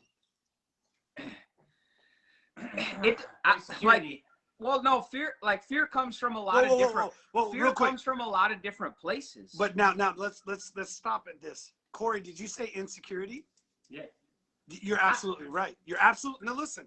like, And where does insecurity come from? Now, I do want hold to. on, I want to get into this. like if you're talking the thought of yourself stepping out and creating something for yourself, the fear comes from insecurity, and that insecurity is that you're not good enough. Okay. But again, we're talking about people like you and me, not your average person. Your average person is just fear in general. Fancy way to say a regret. All right, so let's think through this. Let's look at an example. I saw the other day you posted your daughter on your Instagram. She's got a big following, and she's saying some cool stuff. Dude, her videos get like 500,000 views, bro. Listen, whoa. First off, are you following her on Instagram? I'm not. I do not follow. I do right not now, follow your daughter on Instagram. Both of you need to follow her on Instagram. I didn't follow your daughter on Instagram because I was like, I don't want this to be weird that I'm No, following it's not weird. It's not weird. It's not weird. It's not weird. What's up, Liliana? Right? Like, Yeah, I saw it and I was like, I respect this, but like, yeah. Chandler said she's blowing up. Why the fuck is my friend following my like, yeah, like why is Tim following my daughter on No. Instagram? Like, Listen. You know me. I'm constantly feeding and teaching my children the same thing, right? I expect my kids to learn from this. Rhonda, which is my cousin-in-law, I don't know how that works. Anyways, she's a badass cousin of my wife, Michelle. So she's watching now. What up, Rhonda? So let's use an example, all right, Tim? Let's use an example. So you're riding a bike. You're learning how to ride a bike. You make an error, you fall, you get hurt, okay? That pain creates a level of insecurity. Now, here's where insecurity really comes from. The insecurity comes from a choice you made, and that choice comes, that level, that in-between, think of it as an in-between. It's a level of regret. You regret doing something that was an error, which creates the insecurity, which creates the fear, which essentially stops you from making a choice. Right. So the problem is that when you look at people, look at these high level, very high level, like producers. and you look at them and you see that their lives will have ins and outs, ups and downs, but it doesn't stop them. Right. And it's almost, sometimes you look at people like this and you think, man, they've got like no heart, right? They have no, like, they don't care. They're just walking over people. The difference is that they have such a security in who they are. Because the reality is that they have zero regret. It doesn't mean they're not learning from lessons. But if you make a mistake today, is there anything you can do 30 seconds from that moment about the mistake you made? Absolutely not. Exactly. So when you start to apologizing is not a real thing. Yeah, it is. It's not. That's not genuine. It's never genuine. At least not from me. If I say sorry, it's not genuine. Like, I might not do it again because I know that you're upset about the thing that I did. But I'm not sorry that I actually did what I did. But I don't. Like, I consciously did what I did.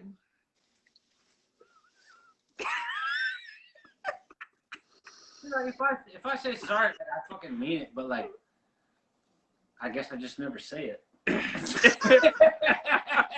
if I was sorry, I would have done it in the first place, you know? Dude, Hey, I have so much I want to say right now. Did this go how you thought it would, Rigo? Oh, it's exactly what I thought it would. Good. So here's the crazy Podcast thing. is over. So listen to this. I put this out for everybody. I just got voted as the president of our HOA. Yeah. Oh. Dude, I we're bet gonna you- run. We're gonna run for that when elections come around. Dude, listen. They put it up. And I was like, the president who was getting ready to leave was like, we need people to help in the board. And I was like, look, I'm new to the neighborhood. You know me, right? I'm like, I'm getting ready to meet people. And here's the deal. I really do love living in Kansas. It's just been wonderful for us. Here's the deal. And I said, listen, God's country is Iowa. We're still in Kansas, Toto.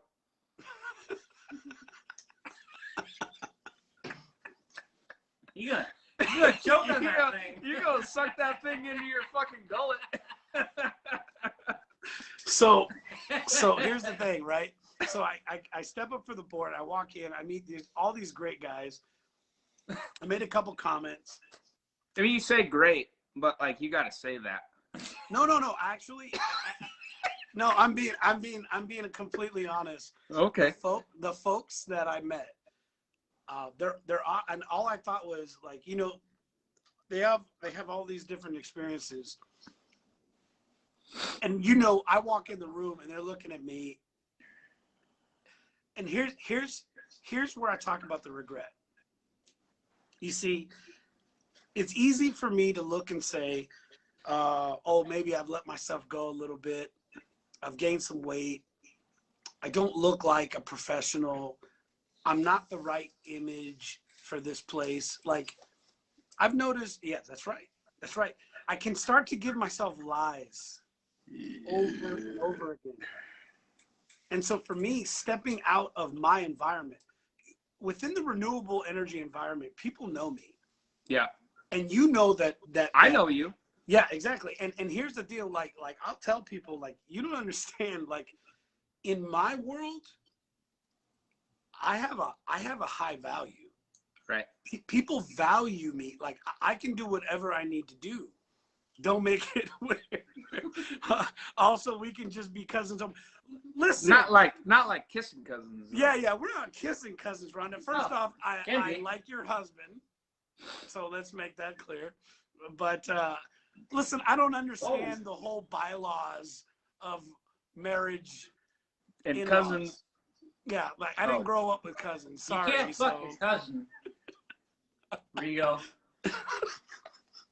You know what?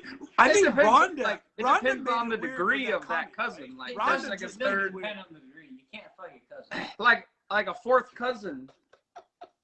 I'll fuck your fourth cousin. Like, by the time you take the fourth derivative, like, you're fine. Like, what's the fourth derivative of a positive cousin? Twice removed. All right.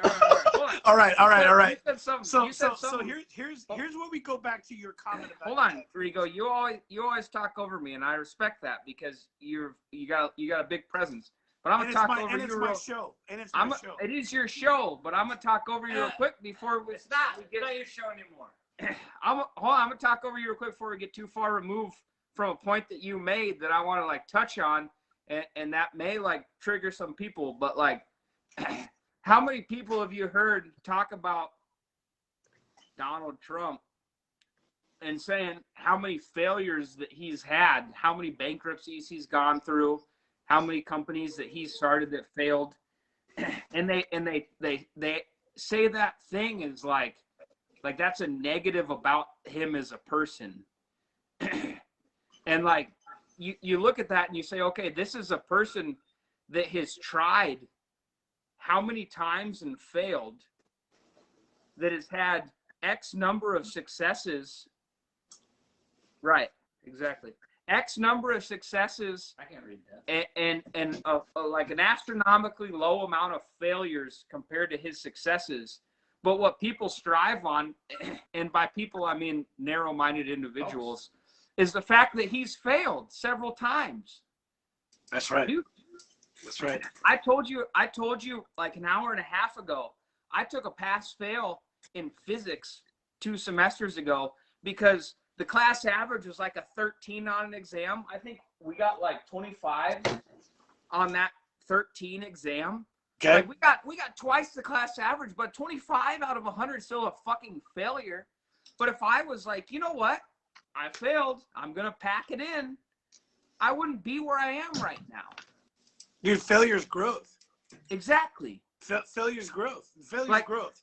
But this Phil- just comes back to you made a comment. You said Corey's got all of this level of confidence that you said that you can't get past.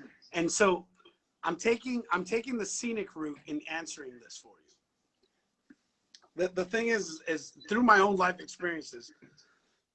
So think about it. So nobody really knows what my genetic is.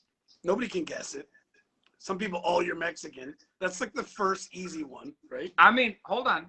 Like you You definitely skin for sure. you definitely got some Asian though. Like your eyes are fucking- Hold on. No, that's called getting old and tired. That's called getting old and tired. But you know what's crazy is, I mean, if your name wasn't Rigoberto Murillo, like so you think I could have passed as a Fred? dude, you know how many Mexican Freds I know? No, I don't. You're not passing for a black. I know that. So, but here's the deal. Like, so, I mean, You let can me be give just anything a- you want to be, Rigo. That's the point of this thing. But that's exactly it. Is Tim? Anybody can. And here's the reality is. Not We- anybody. No, anybody. And let me explain why, Corey. I want to hear what this. They have such a great friendship.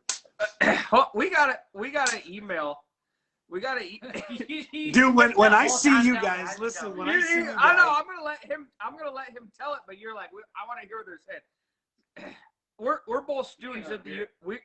He's gonna get a beer. Get me a beer while you're at it. What kind of beer? I'm gonna break my rule. I need another smoke. There's only one kind of beer left in that sampler. Give me a nub.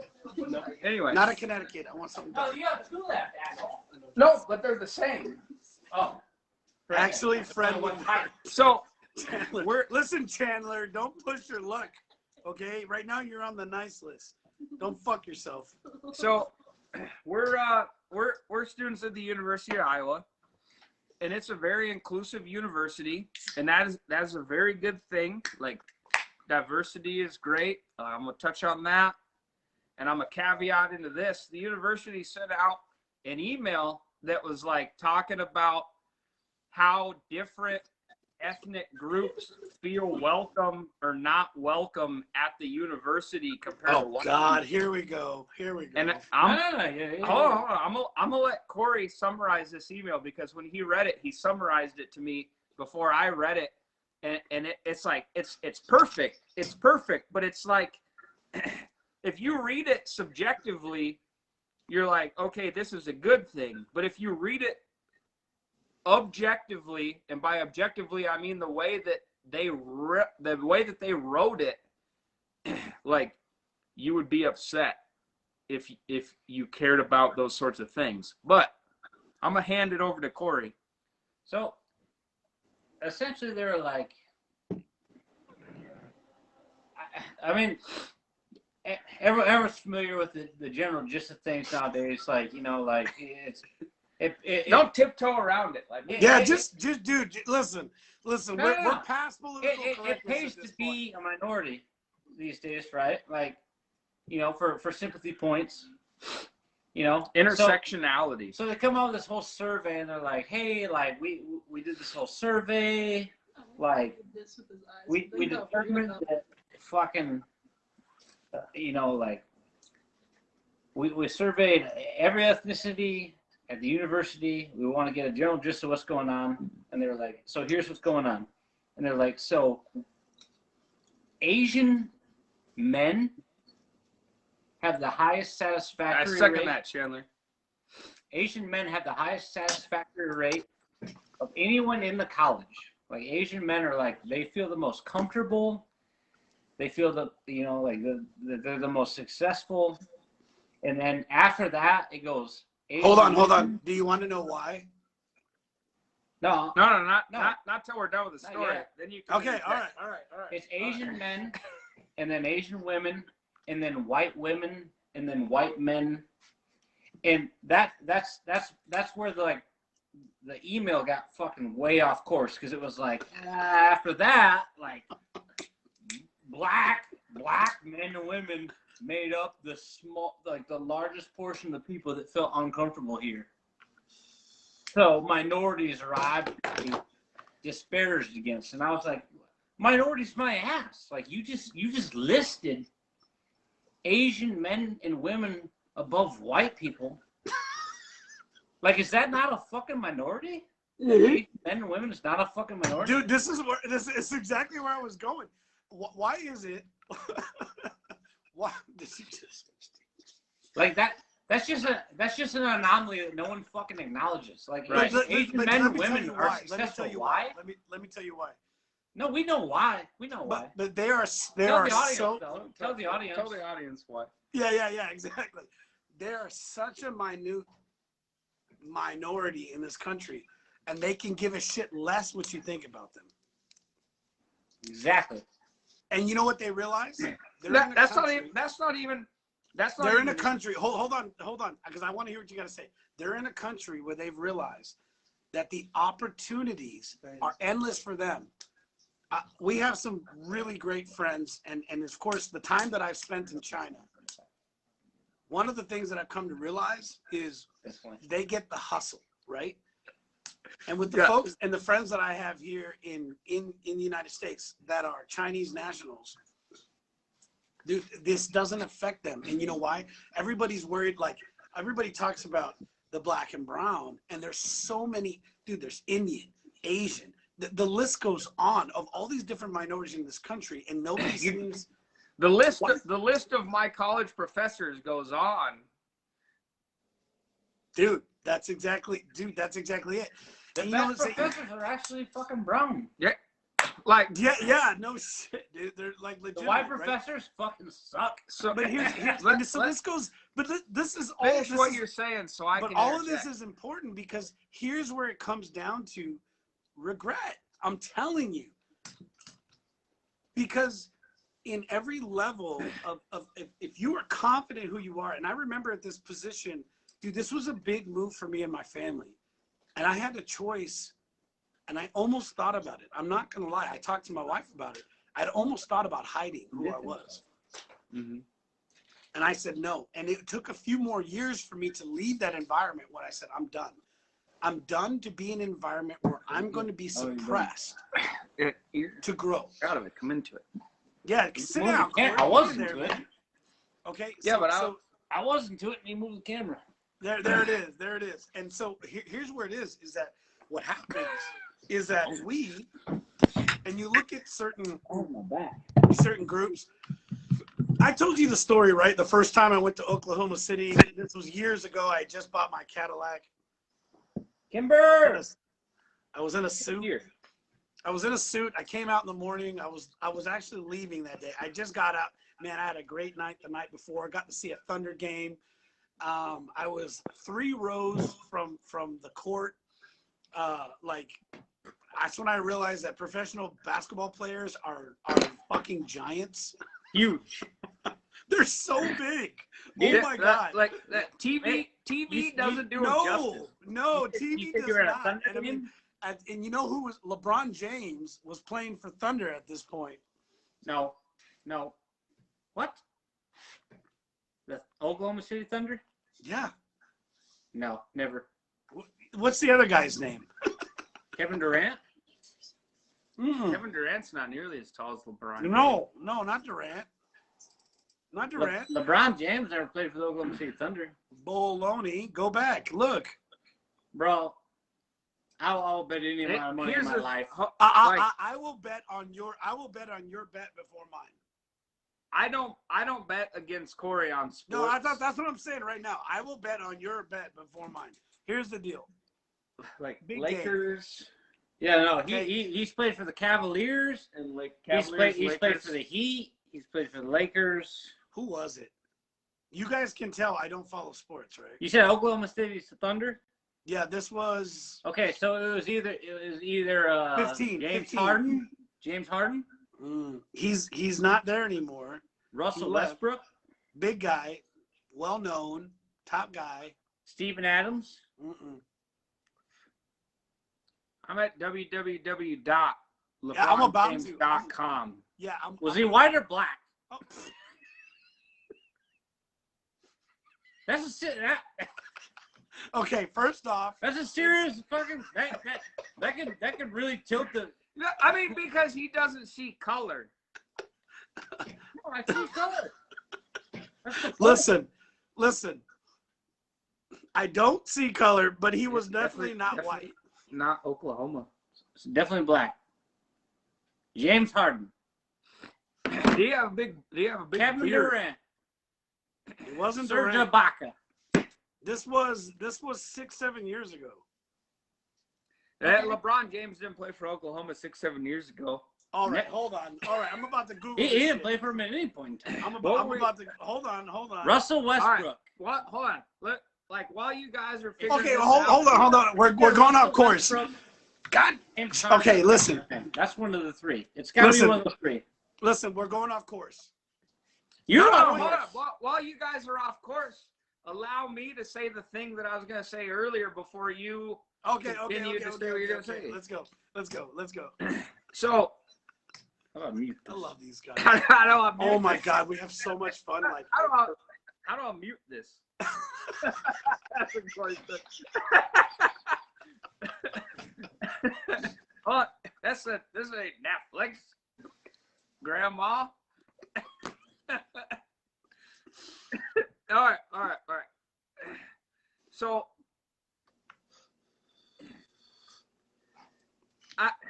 I'm not gonna be sensitive about this, but like, don't. No, I'm not. No, I'm not gonna be. Like, here's the thing about like minority culture You want to get it ready for me? in present day America. It's not about who's the most oppressed. It's about who acts the most oppressed.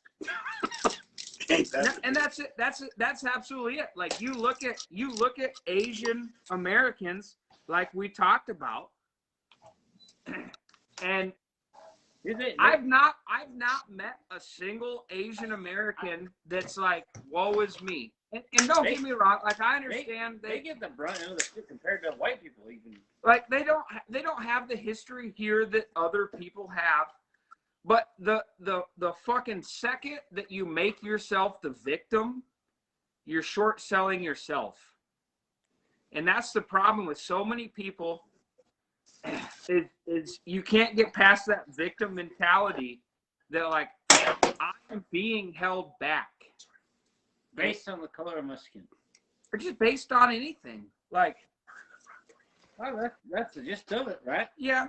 Like I can't get head because I am X color. Like, Right. no, you can't get head because Just get you it started. fucking are a piece of shit. Right. That's fine. That was like we got engineering jobs without degrees. Like that's the beauty of capitalism, And man. not like, it doesn't because fucking not matter because what we color said you are, we like, can't, because we said I'm gonna fucking do your job better than you. All right. So listen. So this is what I'm gonna do for you. I got a treat. Okay, I got a treat for you. So right now, my coach is actually watching. This is my coach, and he just jumped on. like a sex coach or Yeah, a sex. what coach. kind of coach? Ted He's Danson. a Ted male Danson. sex coach. So we're talking It's about Ted- Jesse, you just got- to let you know, okay? We're You got talking Ted about Danson on, right? we're talking You about gotta- you gotta- regret, all right? And what was you I gotta talking link. to you about before, right? I was saying that the thing that we need to be able to do is understand how to level up. And understanding that there's a level of acceptance, and you talked about okay who we are, but there is quality in who you are. So this is what I'm going to do. Right now, I'm not using the right software, so I can't bring more than one person up.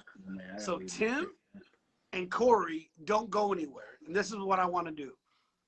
I want to bring Jesse on for a minute. I want to talk about what we're talking. You guys make sure you comment. I'm going to bring him on because I'm probably only going to get a few minutes with him. I'm going to have him speak, and then I'm going to bring you guys back. You down with that? Yeah. Yeah. All right, cool. All right, Jesse, listen. I'm going to bring you on. Here we go. All right, guys, so I'm going to drop This you is real fun. quick. This is fun. I like this. All You right. gotta hang all up on all us. right, Yeah. all right. You got Okay, and Jesse, where you at? Let's bring you in. Okay, you got my new one? I was tied up in the Hey, what's what up, up, man? Hey. Hey, can you hear me? I'm at dinner. Hey, hello. How are you? What's up, man? What's up? So we've been talking tonight. We've been Hey, having babe. now. I'm going to tell you right now. I broke my rule. Don't I'm worry, working on my second stogie. Normally, I run my show for one stogie, but we're having a great show tonight.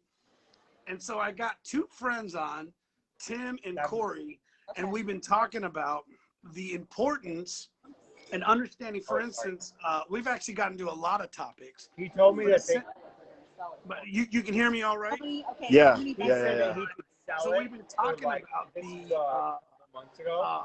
He's like, we could literally essentially understanding who we are my neighbor's house and being able to bring that into the market and not being ashamed We're of not on who Silva. We're one up from Silva.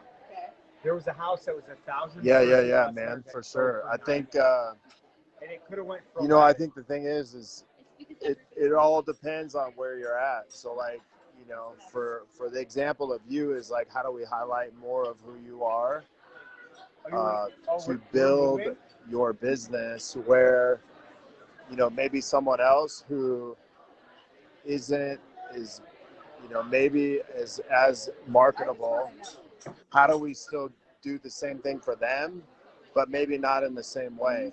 And so I think a lot of it, you know, really depends on how marketable you are, but in your entertainment factor, but not only that, how we leverage that into your marketing to make you more marketable.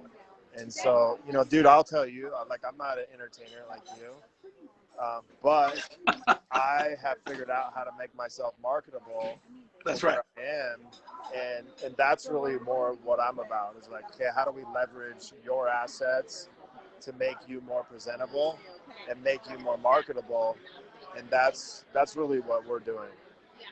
And so when you look at the one of the things I've been speaking to is the benefits of coaching. And there are some that have they have good friendships and they have good people in their life that challenge them, right?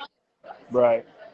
But the benefits of mentorship and coaching, when you put yourself in an environment that challenges you, to push you forward, right? In the sense, and so one of the things that Tim had brought up, and he's a good friend of mine, and one of the things I respect about him is that he left a very good corporate role, a corporate environment, to go back and re-educate himself. But one of the comments he had made is that he still can sometimes get stuck on an insecurity that, you know, he's bearded, he's tatted, and he's sometimes insecure in moving forward in that, thinking that people would judge him in that. And one of the things I was sharing with him was the importance of being secure in who you are, and that regret could be the largest anchor in holding you back in your growth. Now he's moving in the right direction, but from a personality standpoint of where you're at, and I know a lot about the, you know, being a part of this group and the team that you're a part of, but what can you offer someone who has value but is looking at maybe the way that people would judge him? How would you Well, let address me that tell you insecurity? this, man. No one will judge you as much as you judge you. So the beard, the cigar, the alcohol, the firearms, like that I talked to you about, is like, dude, instead of trying to hide that, like put it out there. Like, this is who I am, and people will be much more attracted to you for the things that who you really are, versus trying to hide those things. And so all I really said for you is like, dude, like ATF, alcohol, tobacco, firearms, right? Because at the core of who you are, like those are the things that make you who you are. But like those are things that you're excited about. And so like if I got a beard, if I got tattoos, you know, obviously I got no hair, but dude, like that's who you are, and that's a part of who you are. So why would you want to hide that? Dude, are you drinking wine? Dude, it's a red wine night. We have to change your show to alcohol, wine, and firearms now instead of alcohol, tobacco. Dude, it's Friday night, man. It's red wine. I was It's a gonna red say, wine if night. you're It's a doing red wine Chardonnay, night. I mean, they almost like killed me at hockey. It's like, is it This- Camus? It's Camus. No, he's in Kansas. Oh, is it? No, Camus. It's is Carlo. wine. I know it's Carlo Rossi, probably. Oh, Carl. Oh, here we go. Menage a trois. Oh boy, My wife used to drink that. that's. Dude, I love it. It's delicious. It's delicious. My wife used to drink that, man. I get your joke. I'm just I not want a going to cigar. respond to it. Does your wife I won't carry be allowed around in the MCA? bedroom. Oh, there we go. Here we go. Shut- Look. Oh my gosh, you got a freaking AK-4 AR? No, Or no, is that no. a So 9? this is a Is that gun a kit. subcompact 9? This is a gun kit that attaches Is that to an my. MPX? I can't hear him. All right. You ready? Yeah. All right. So this is my SIG P320. It's a SIG. Oh, that one has the changeable barrels, right? Yeah, so You can change it from a 9 according to a the 40. According to the ATF, it's called a gun stabilizer. Yeah, I almost bought that gun, but it's fully illegal in California. all right. You can't So have let me it's tell actually you. Let me help your friends out. So, dude, if you got a beard, if you got tattoos, if you got any of these things that you were judging yourself about, like those are that exact things that people are attracted to, not retracted to. Yeah, totally. And the people There it that is right actually there. want to be in your circle are going to be attracted to those things. The people that don't want to be in your circle and the people that you don't need in your circle are going to be retracted of those things. And so really what it is it comes down to your ability to take a stand for what you want, what you believe in more than anything else. And that's what I'll tell you. So regardless if you come from a culture of, hey, I'm in a kind of like a more 9-to-5 job, not an entrepreneur. When you step into being an entrepreneur, like, dude, you have to take a stand for something. Because if you don't, you're going to play in the middle. And playing in the middle, nobody gets paid in the middle. Remember that. Oh, there it is right there, dude. There it is right there. You nailed it. You nailed it. Nobody gets paid in the middle, Jesse. So that's my thing, man. I jumped on here. I wanted to see you. And Yeah, dude. I'm out at Awesome. dinner with Thanks. my wife. And Absolutely. You guys have a great. Oh, she's in conversation, dude. You're not going to be able. So one of the things that your wife and I obviously have in common is our wine choice, right? Asshole. Yeah, but my wife's on tequila tonight. Okay, right on. Hey, Jesse, dude, thanks so much for jumping on, brother. I appreciate it. All right, bro. Peace out, man. See you, brother. Good to see you, bro. Keep doing what All you're right. doing, man. Yeah, absolutely. All right. All right, Tim, you and Corey, let's get you back on. Nobody gets paid in the middle. That's what it's about, dude. That's what it's about. It's about getting paid.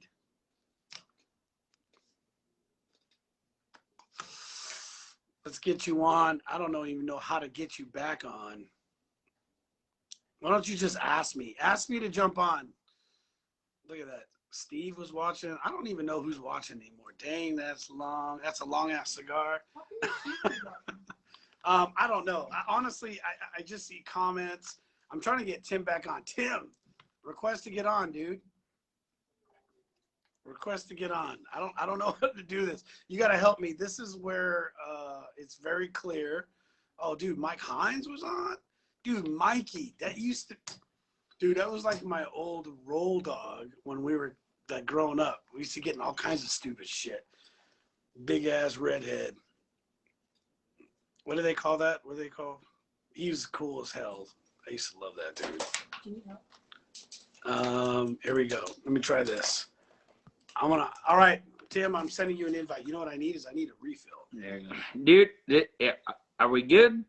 Yeah, I got you on. Hold on, I'm getting a refill. It's in the... Oh, now you're gonna get a refill. Now you're gonna get a refill. No, he's got a refill on a bottle, not a drink. That's understandable. Well, Hold on, you got an AR-47 right there? hey, listen, them boys are in California. You can change the barrel on We that them shit. boys. You can change the barrel on that shit, dude.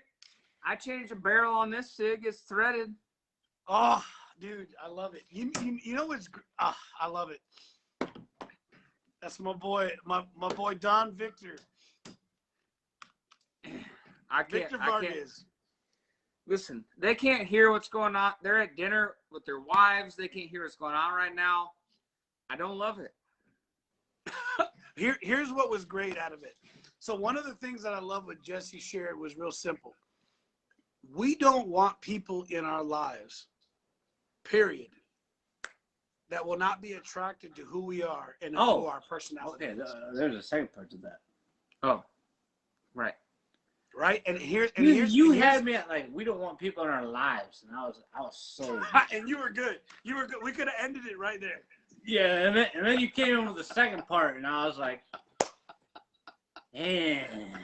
Hold on, I'm getting my refill. I'll hold. All right.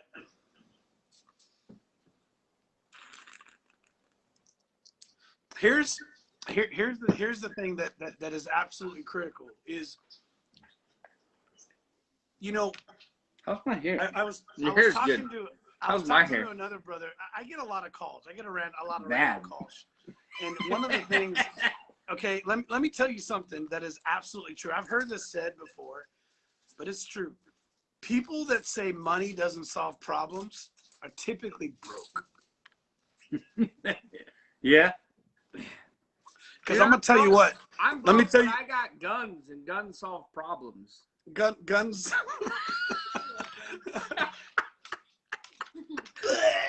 Ow! That's my problem solver. No, I'm kidding, man. I'm kidding. So listen.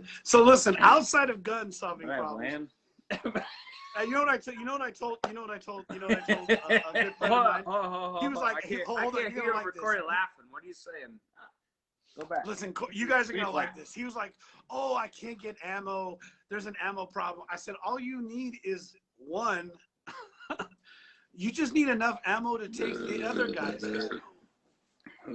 Oh fuck! Don't worry about ammo. If the world ends, all you need is enough to take the other guy's ammo. You're good.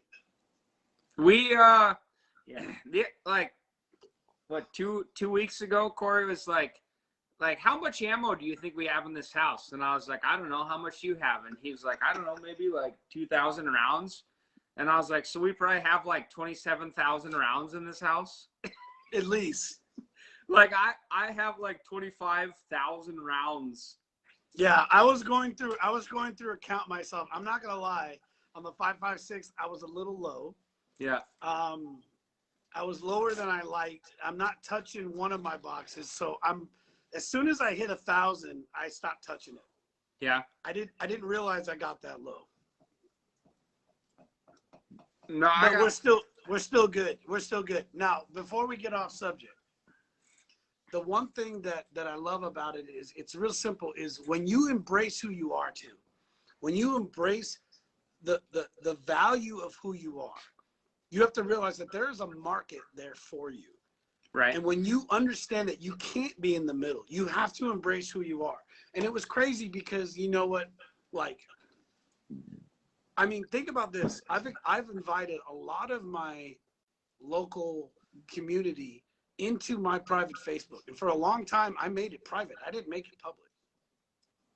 And you know what I realized is, why am I going to hide who I am? Now, there's certain things that I will keep to myself. There's certain opinions, because one of the things I don't want to do is I'm not trying to segregate people out of my life, because here's one of the things I've learned. Knowledge is by far the greatest weapon in anybody's arsenal. And if you can help somebody understand a topic, a subject, in a way that is non-confrontational, and they become educated in the subject, truth will always trump any level of bullshit or media infused crap. The more successful that I've become in my business, I've learned something very simple. Ignorance drives stupidity. And if I could help somebody understand, for instance, like we talked a little bit, you're a self-proprietor, and I've shared with you some very simple processes that would save you anywhere. Let's say if you made $100,000 a year, I could save you $12,000 to $15,000 in taxes legally by just understanding the tax laws. But Right. someone who doesn't understand the tax laws would say that this person that's robbery. isn't paying taxes. That's right. That's robbery. But what they don't realize is that from a personal standpoint, I invested my entire life savings Right. into building my business. And now that my business is in a 7-figure earning, by the way, why would I want to double and triple down on taxes? Because what they're seeing is, I make $30,000 a year and pay $6,000 in taxes, and you're stealing from me. And you know the stupidity is, you could spend $200 to create an LLC, start a small business, and write off 20%. I paid like $75 in Iowa, and that was including the $25 to start the checking account for my LLC. There it is. Granted, hold on, I'm not, and that's not me saying anything, because I haven't made a fucking single cent under my LLC. Hey, whoa! You want to get some other tax advice? You ready for this, dude? If it's gonna help me come tax season, like that's yes. So first off, you're allowed to, by law, have a loss in your company for 5 years. okay. And so, for instance, I have 3 LLCs, all owned by one S corp. 2 of them have losses because it allows me to write things off. Here's the deal, you guys, is that when I would hear people complain about the rich, I was like, well, what are the rich doing that I can learn? Right. Shell Corp's in Puerto Rico. Win. As long as you live in Puerto Rico for 60% of the year, 6 months out of the year. I think you have to live there like half the year, yeah. That's 6 months. Like, you get massive tax discounts. No such thing. Chandler said there's no such thing as an ugly millionaire. I think Chandler's like our big fan right now. He's been on the whole time. Right. Dude, If I'm a billionaire, I ain't got a hairline like this. Hey, have you noticed how You- Elon Musk went from massive hairline Yes. to like a full head of One hair? of the three of us look like a fucking billionaire. No. Yeah. Elon Musk. Yeah, dude invented PayPal. You know how many fucking AK accessories I buy on PayPal? All of like he started from rich. Like he was rich before he invented PayPal. You know, but let me tell you, so this brings up another great subject. I've been having this conversation with my spawn, my children. Right. And I said to them, let me tell you what. Not the Army sniper son, the kids that are still at home. Yeah, you know what? So the Army sniper son has come home. Yeah? And he just got his job in Wynn. Really? Yep. Beer. Yep. He's actually in the house somewhere drinking my beer, eating my freaking food. He eats so damn much, Tim. Let him do it. He'll look like me in fucking 40 years. You won't be prouder. So this one, he's let's just say he's special. I love him.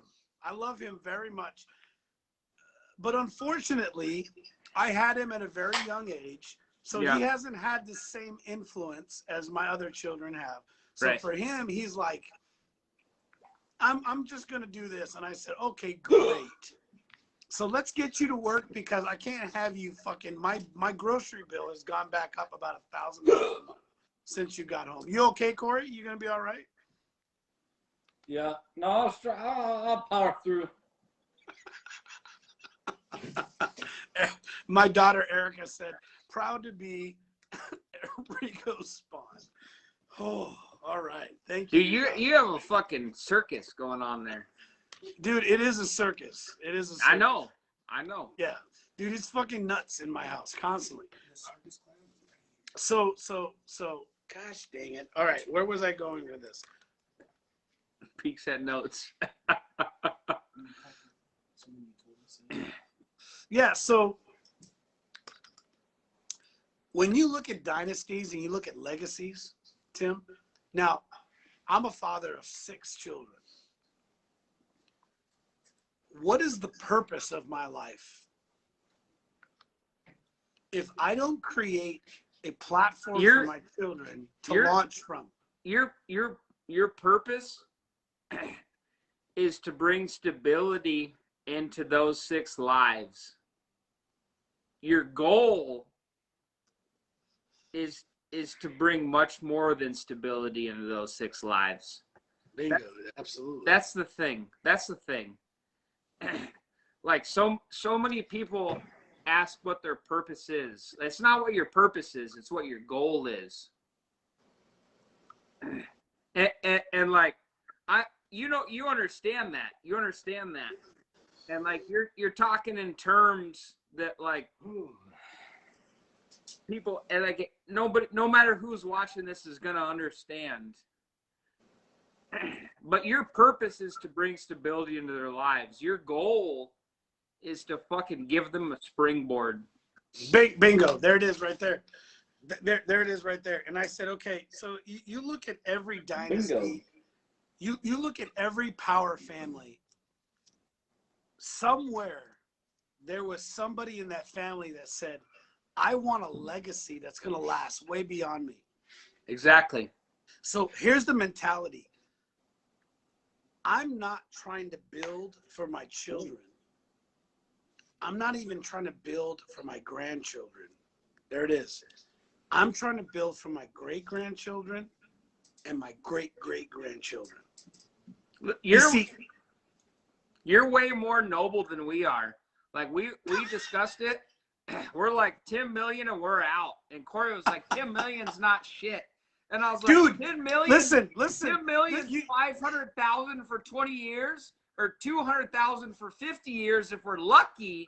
That's more than enough. And he was like, you're right. 10 million and we're out. That's Victor. I'll spend 10 million one year, and I'll be happy with dying. 10 million and we're out each. each. So 20 million. Okay. So Victor's still watching.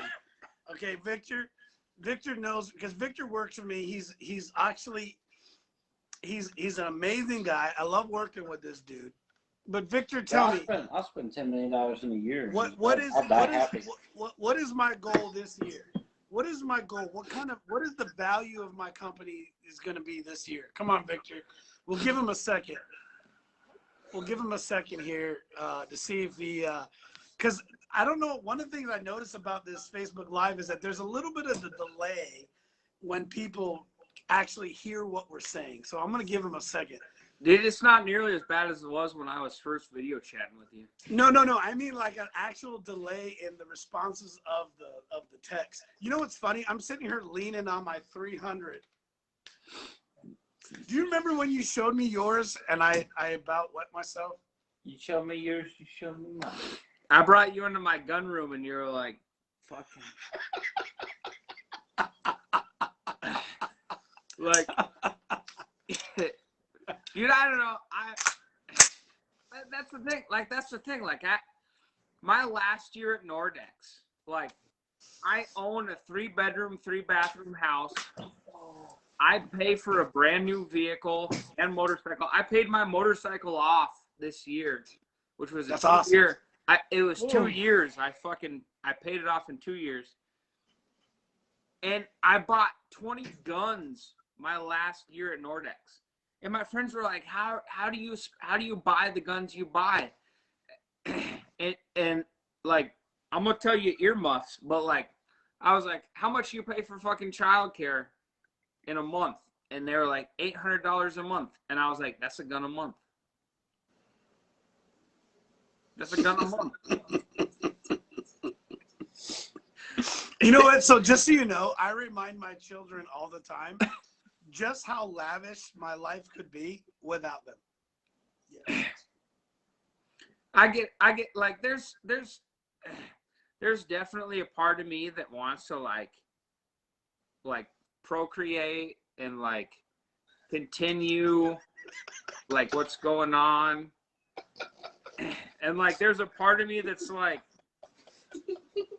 I joined my fucking like physics discussion Monday and my fucking hold on. my we instructor We need to stop at Tim Cromer wants to procreate. This is really good.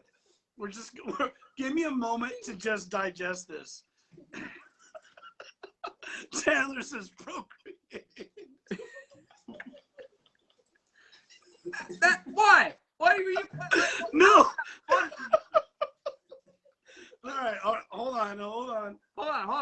Like what about me saying that's funny to you? No. Besides the fact I want to see little Cromers running around everywhere.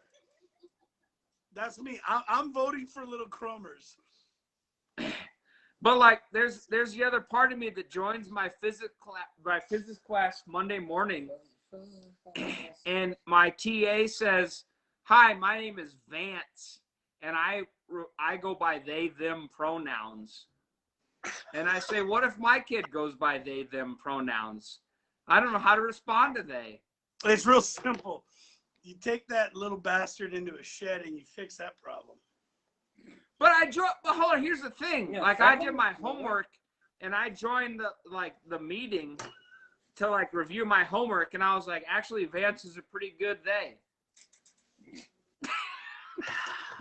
So we're gonna circle back. Oh.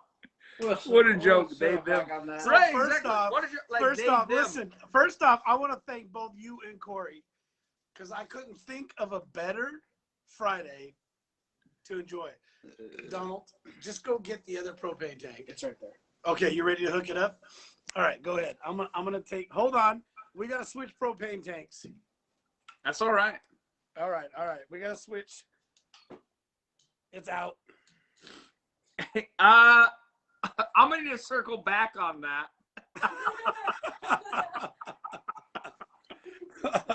All right.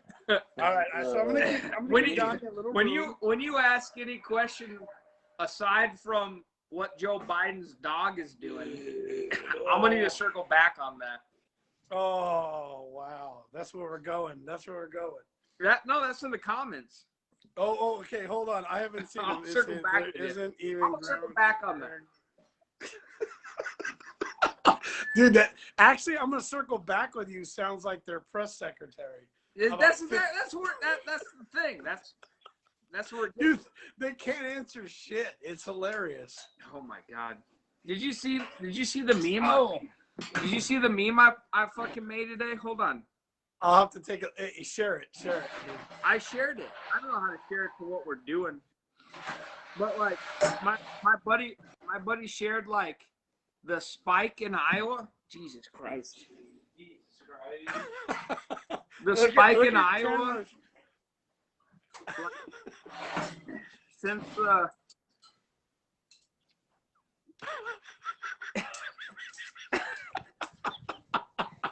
that's hold on, let me can I do this? How do I do this? It's supposed to be the spike of COVID, and hold on, there you go. That's the COVID spike in Iowa. And right here is the election, and where it starts to decline. Hey, Tim, do me a favor. Go to the chat in this particular live and post it in there. How do I have Corey do it? Hold on. Can I hold on. Dude, I don't know how to do this thing. I don't know how the kids do what they do. You're talking to the wrong person. Hold Listen, on. I asked my teenagers how to do everything. Right? Post? No, I don't want to post that. Hold on. Hey, can you clamp this back on? This show, by the way, so the official show is over. We're now hanging out. That's all right.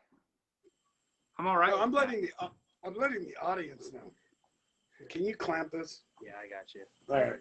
This is the official notification of the ATF show. Yeah, this is the official notification that the ATF show. Hi, I'm Rigo Murillo. Thank you once again for joining ATF. We are now in the outtakes version of our show, where we're hanging out with our guests, Tim and Corey. So anything after this is no longer approved by our sponsors.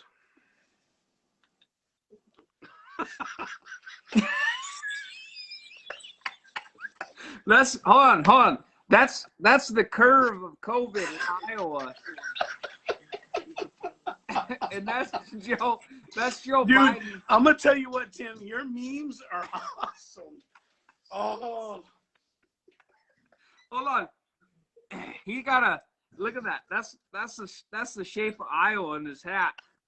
And that's the curve of COVID in Iowa after he became president.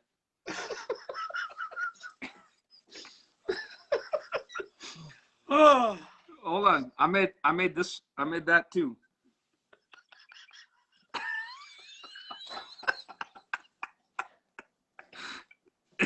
But here's the upsetting thing. Like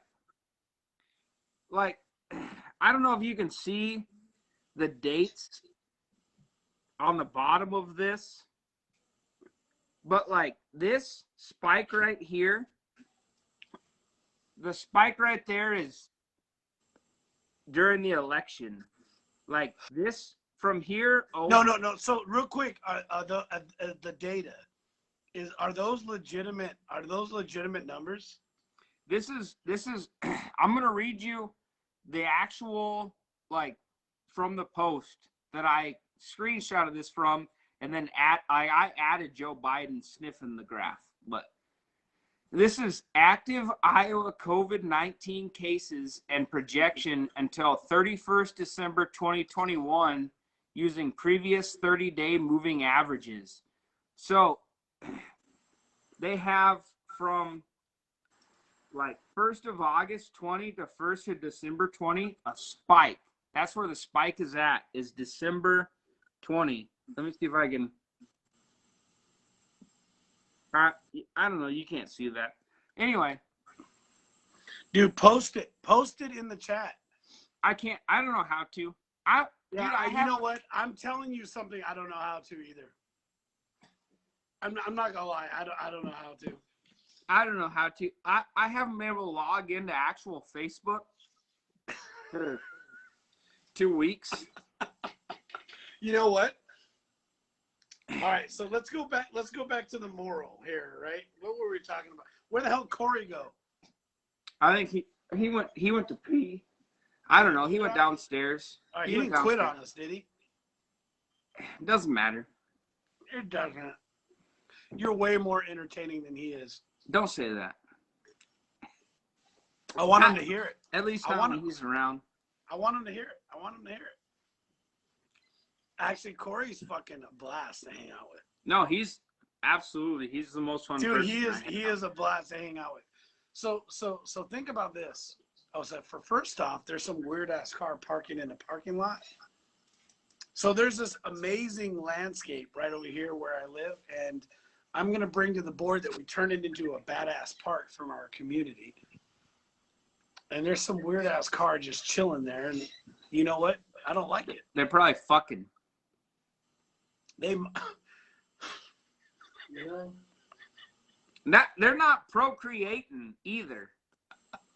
Like they got protection on.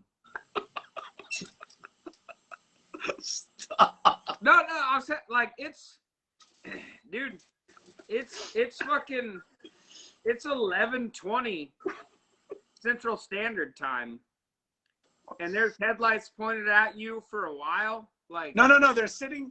So man, you gotta check out my you gotta. Why don't exactly, you guys, dude. why I don't don't you guys bullshit. come down? Why don't you guys come down to Kansas? Chandler said Tim tells it like it is. I don't bullshit anybody.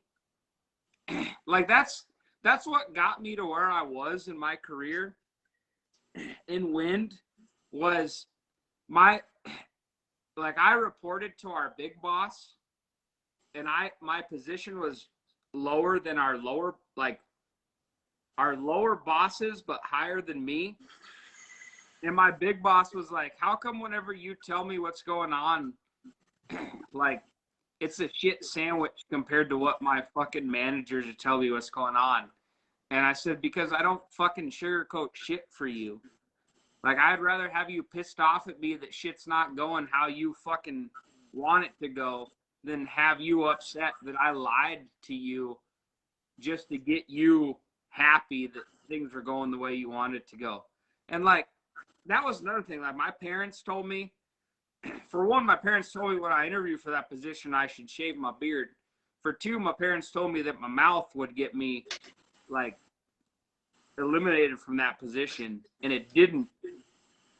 And that's one thing I found is, like, people respect.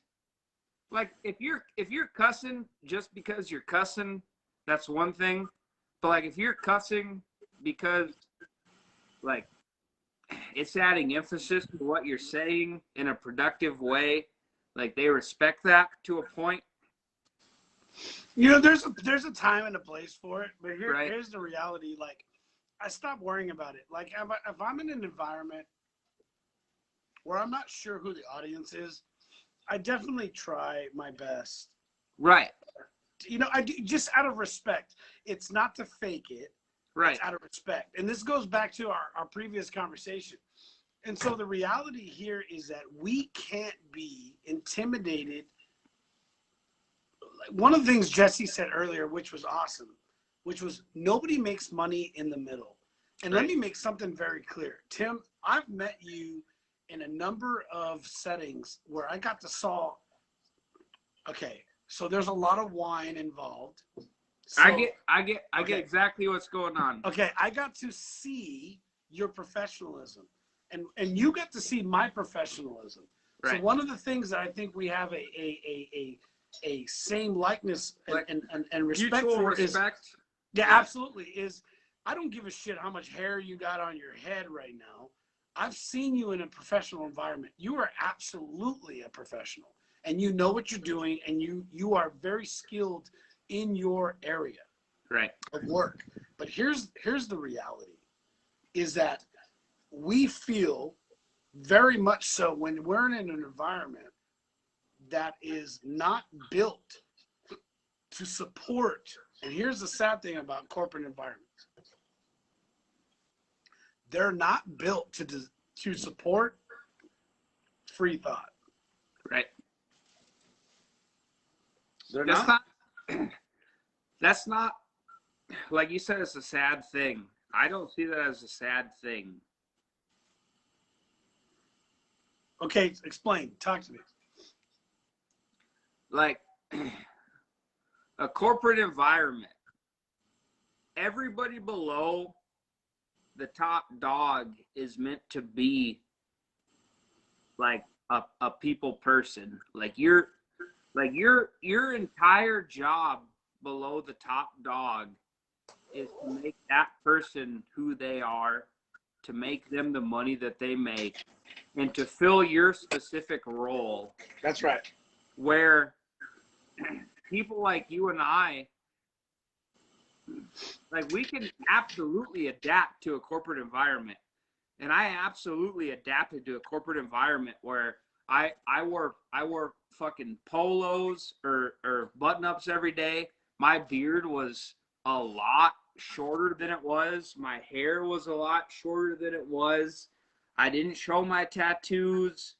Like, I didn't speak the way that I speak. Like, you and I can absolutely adapt to that environment, and we can absolutely build absolutely. that person that we're supposed to be building.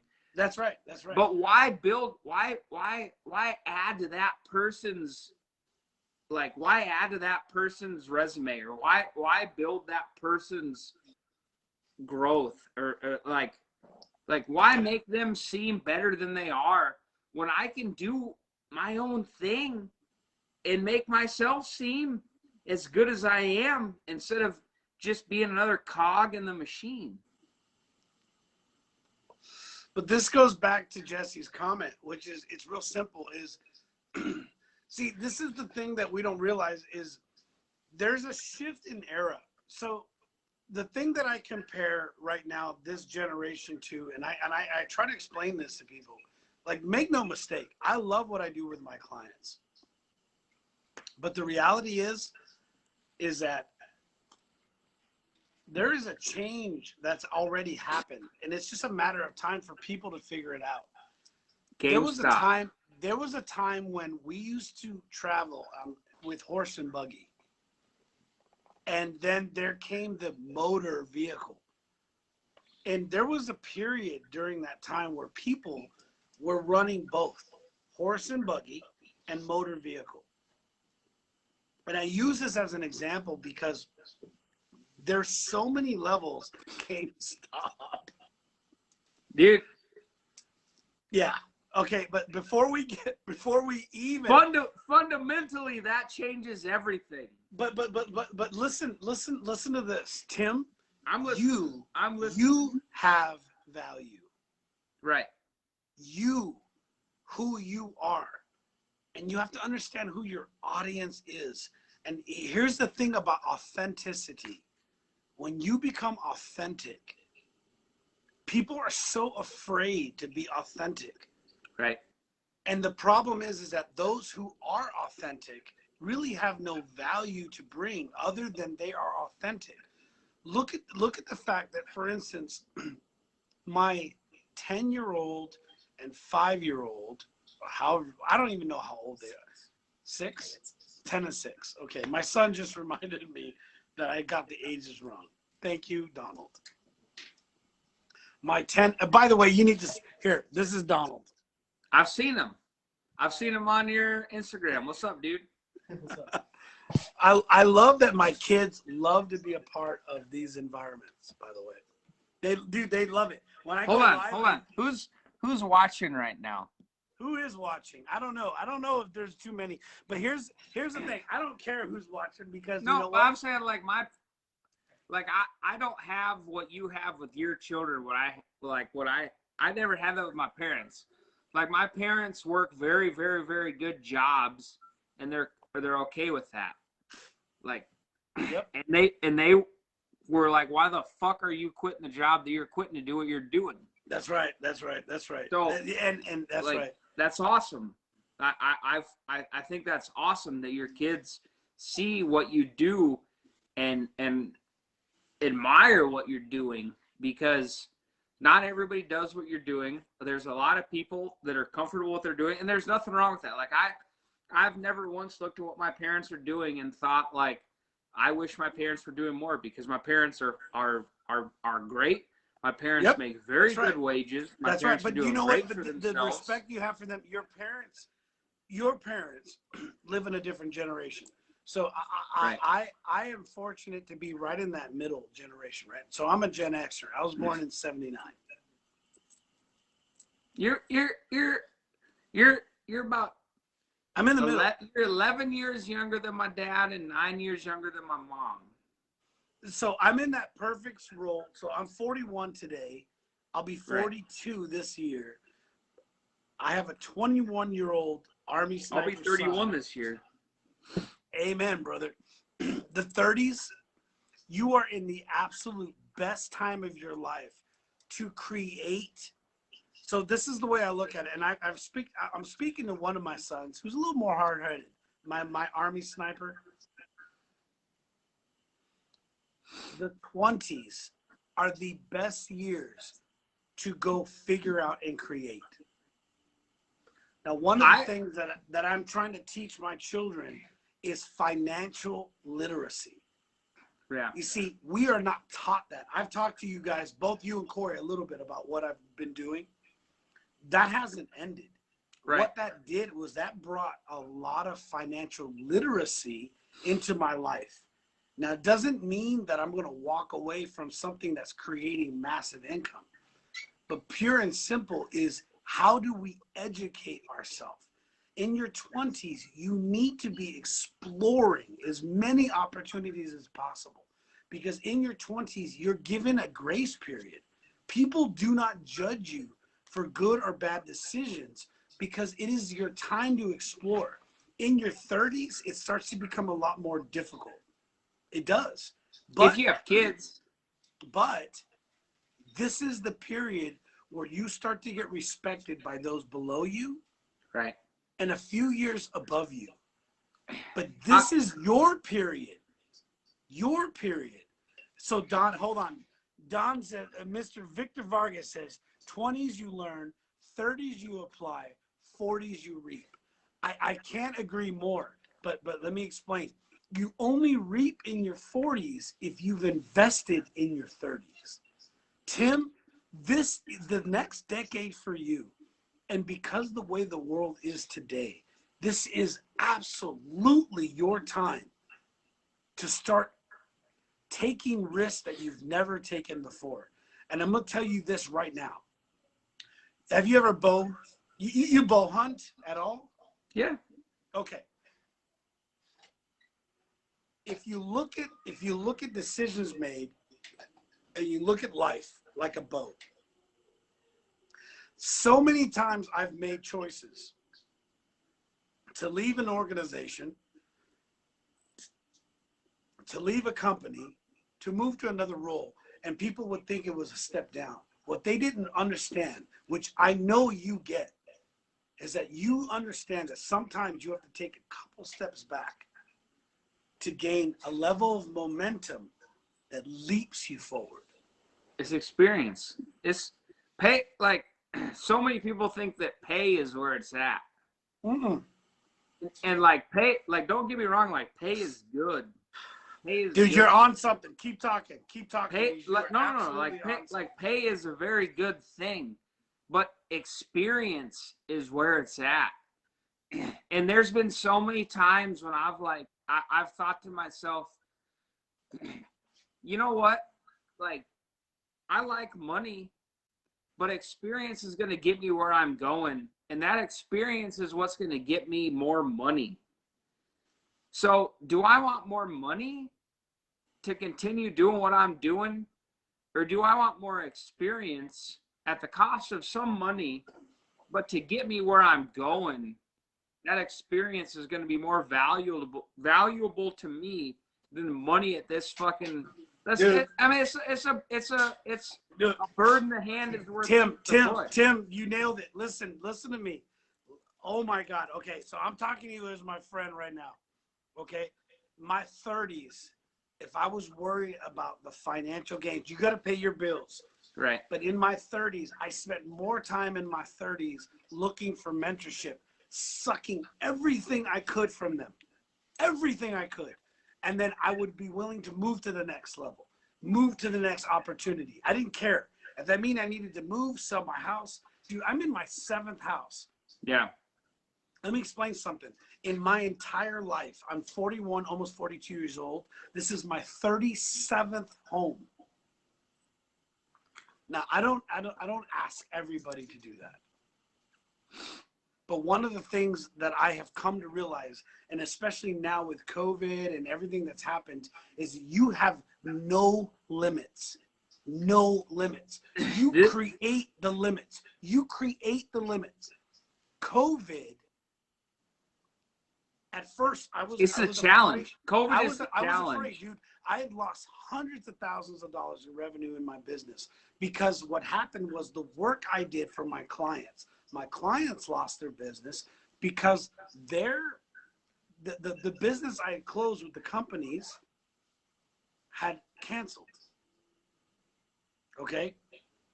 And so I had lost my potential revenue out of the work I had done. So I got scared and I started searching.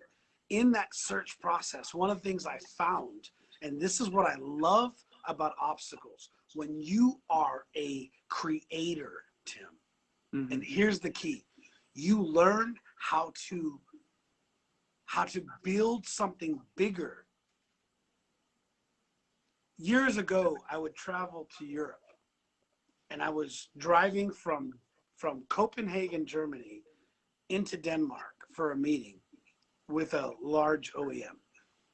And I remember stopping at a McDonald's because the guests that I had with me in the car, one in particular, he wanted McDonald's burger. We went into the McDonald's, and that McDonald's had nothing but kiosks. Now, this was before a big hype on wage and minimum wage changes. And I remember looking at that, and I said, this is crazy. This is probably like 2013. Somewhere around there. And I'm looking at that, and I was like, that's crazy because I'm looking at a minimal staff. Everything's automated. And I was like, you know, if the U.S. ever pushes for a minimum wage hike, they're just going to automate the process and eliminate jobs. Okay? I wasn't even thinking we were going to get started on this, man.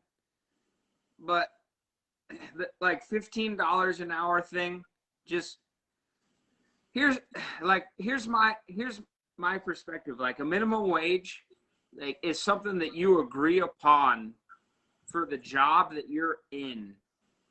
Like you're not in a position where you're making money that you didn't agree to the amount of money that you're making for the effort that you're putting in. So hold on. And a lot of those positions, dude, there's so many comments. Let's look at these comments real quick. I haven't even been looking. And so many of those positions where there are people my age, don't get like I see it on Facebook. There are people my age, and I don't give a fuck if they're watching. There are people my age that are making less than $15 an hour, and like that's like a high school graduate wage, maybe. Like I made, dude, hold on. As a high school graduate, after I quit my job at Nordex, I was working as a temp. While I was a full-time student in college, and I was making $35 an hour, which isn't by no stretch of the imagination is that Dude, great. Do you understand? Here's the thing, Tim. I'm going to tell you right now. We have been exposed to an environment that so little people have. Think about, what were you making as a Marine? Not shit. Okay, so how long did you serve as a Marine? 5 years. Okay. 5 years. so that you understand that I love the sacrifice you made, and Right. so thank you again for your service. But as a Marine, Absolutely. okay, your annual wage was what? Like $27,000 as a sergeant. Okay, think about that. Think about that. The Right. average household income. Here's the sad thing. Do you know that you're a part of the top 1% of this country if you make over $47,000 a year? But like, No. Stop for a second. If you, Over $47,000 Yes. a year. You're part of the top 1%. That's a I real am statistic. aware. Like I was 26 years old when I bought my home, and I bought a 3-bedroom, 3-bathroom house, 3-bedroom, 3 full bathroom house as a 26-year-old. And I knew that that wasn't the norm. Yep. I'm aware. Reload. Like I'm aware of the care, gap just feel between me and what you would consider the upper class. No, I get it. I get it. Among our friends, I get it. I'm aware of that. Like I'm aware of that. But like at the same exactly, they say tax the 1%. Like Corey and I have done the math. Like our household income before we quit to go to school was over 250 grand a year. And it was just like we're not married. Like we're just 2 dudes living in my house. You're 2 dudes playing a dude. Right, exactly. Who's playing exactly. a dude?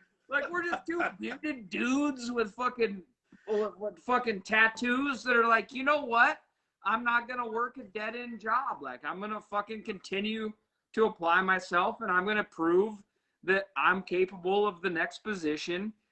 And people paid us for those things, and like obviously we didn't file together because we're not married or anything. You know, like, technically speaking, though, if you were fucking smart, I'm just saying. We've talked about it. I'm just saying, as many years as you guys have lived and roommated together. Listen, I know you both personally. You guys have one of the best friendships and relationships that many men long for.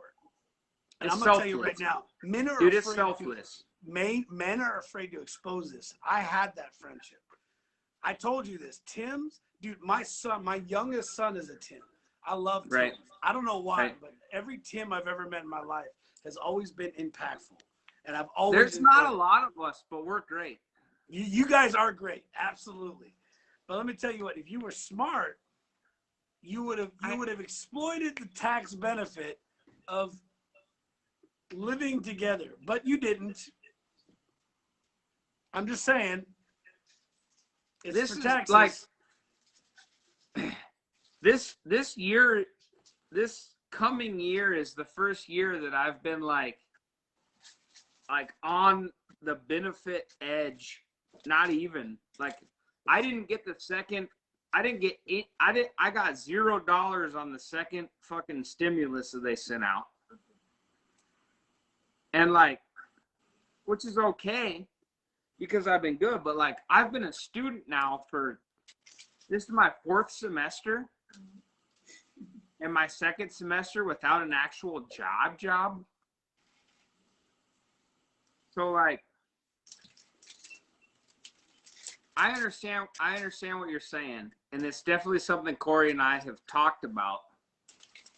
Hold on, even if you gotta marry a man, dude. Hold on, no, like Chandler, what the fuck are you talking about, Chandler? Absolutely, like that's exactly like Corey and I have talked about. Like, dude, if we gotta get married to make it worth it, like, would we? And the answer is absolutely yes. We would get married. Okay, hold on. What was the movie with Adam Sandler and They're like James. Chuck and Larry. Absolutely. Yes, Chuck and Larry. You know, like, here's the thing. I didn't write the tax codes. I didn't write the laws, but I would be a fucking idiot if I didn't do everything within my power to exploit them. you know what? Here's where it's at. Here's the facts of what you're saying right now. When people get angry over somebody that, you know, oh, they're not doing this, they're not doing that. And here's what I looked at. I looked at wealthy people and I said, okay, so while other people, you know, I've exposed a little bit about my upbringing with you. Right. And with others.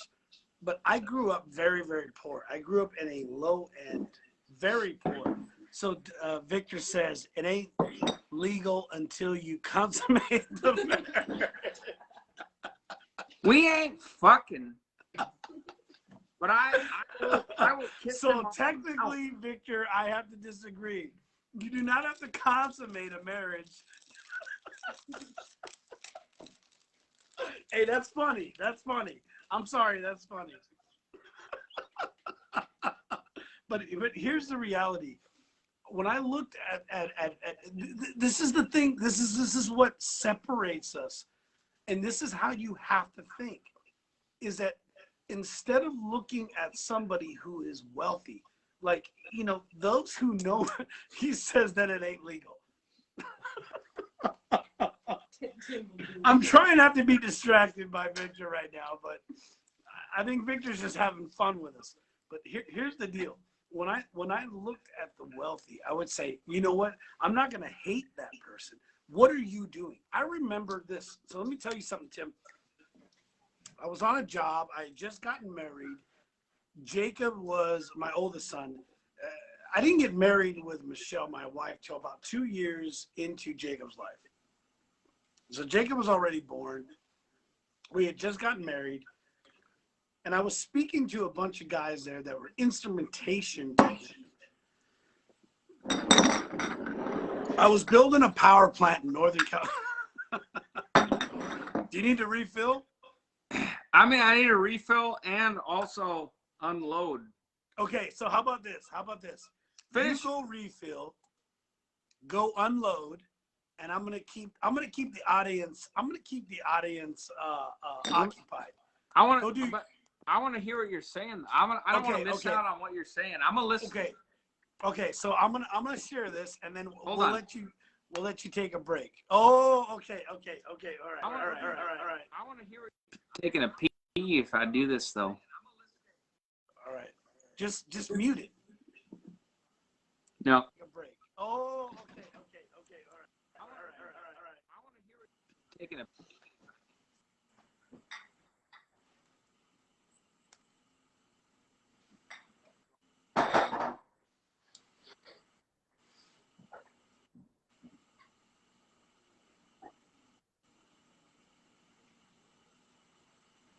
All right. So my brother Tim has stepped away for a moment. He's going to take care of a couple things. So Victor, it is legal. Now here's how this works. So I'm going to give you guys a little story. Where was I going? Listen, I've already officially ended the ATF show. So I'm going to tell you guys right now, I officially ended it when I started to realize that the wine, despite what my coach Jesse had exposed, that me and his wife both share the same taste in wine. Tonight is a wine night. I don't care what you have to say. I don't care. Is this a face that gives a shit? No, it's not. How long does a live go for? As long as you want. As long as I want. As long as you want. Now, you should end it after like your second cigar. Now, I'm not sure how long I want to run this. I know he's like our biggest fan. I love it. I love it. Hey Chandler, you still on there, buddy? Give us a thumbs up or something. How are you enjoying this? There is a 30-second delay. I know there's a But massive yeah, delay. There's a massive delay.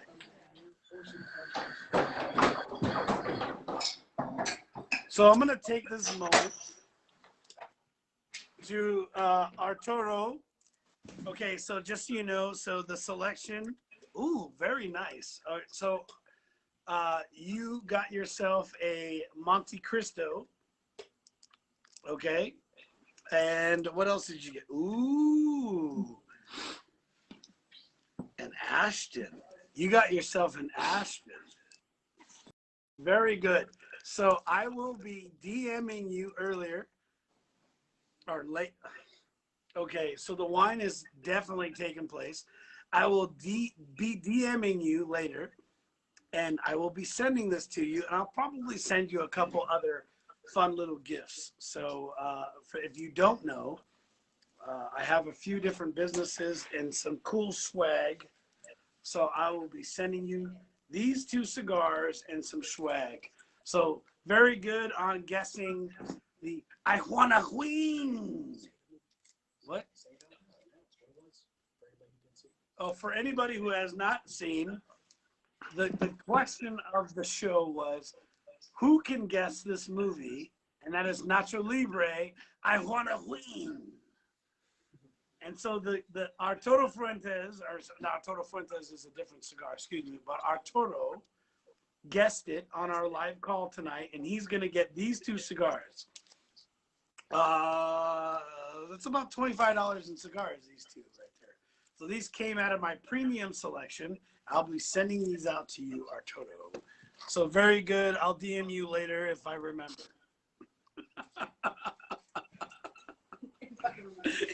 if I can remember. Do you like red wine is just different.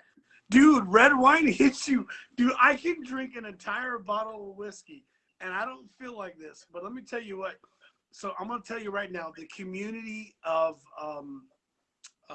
Crescent Lakes, if you are watching at this point, after this long, you need to understand that I've gone through a bottle. I'm now in my second.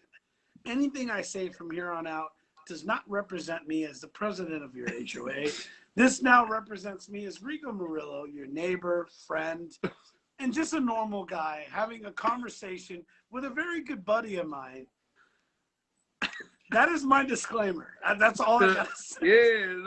Yeah, that's a very good disclaimer, Rigo. I've never seen you this drunk on red wine. So like anything that you dude, say I'm like halfway through a second bottle. This is right. Ridiculous. Like the thing is, you and I can sit here and talk formalities all day, and there are certain viewers that will never understand what's being said. And like I appreciate when I'm like saying something and you're like, that absolutely, like that's a good point. But you know, I look at almost all of my peers, and I don't see what I see in you and I don't see. I remember the first time we met, and the first time we met was on a video call like this, and there were several of I'm gonna call them your colleagues, but like from what I understand now, like colleagues isn't an appropriate statement. Like they're people that were assembled to try and pitch what was pitched at that point in time. But like I don't talk to Yeah, I know. Was I it know. Tammy? Yep. I don't talk to Brian. Like I don't was it Brian, right? Brian It was. and Tammy. Yep. It was And I understand, their positions in that point in time, but like talking to you, I was like, this guy is where I want to be. Like, this guy gets it. Like, meeting with you in person. dude, we had the best time in person, did we not?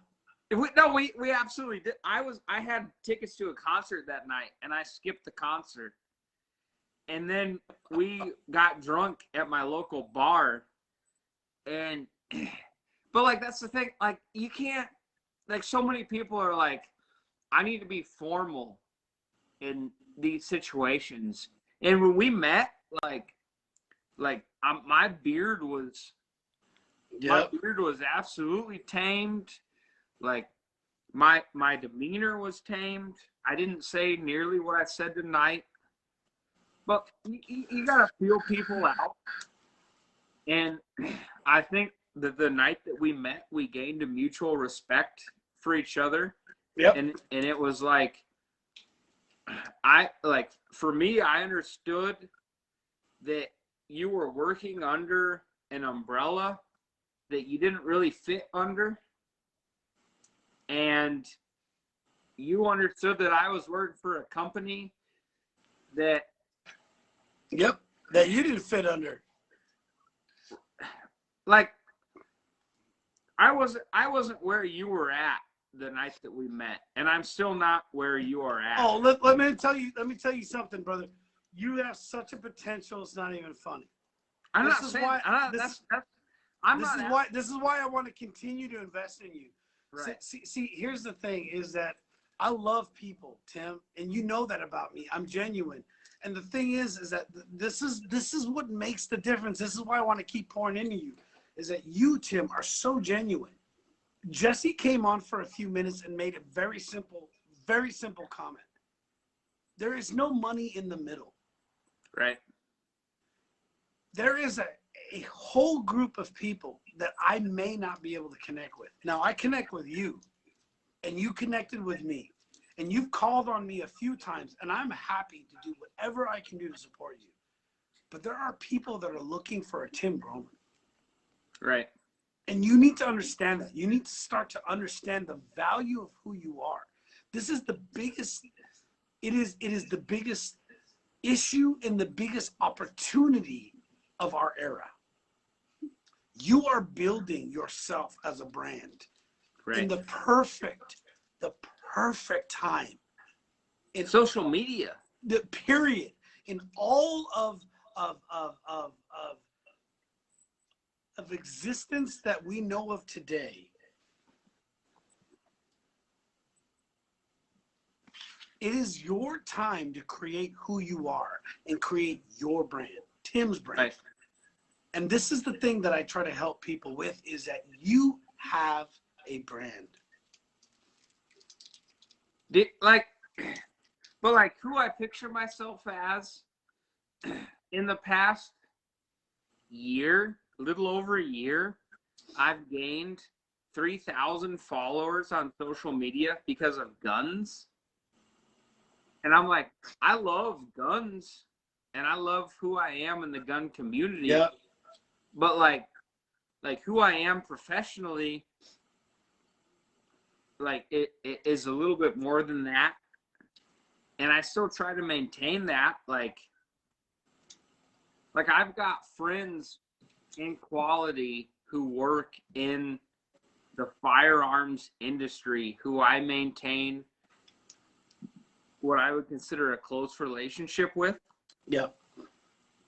And not because I'm trying to get in with their companies once I graduate, but just because I'm trying to stay like quality, regardless of industry, is what I'm like.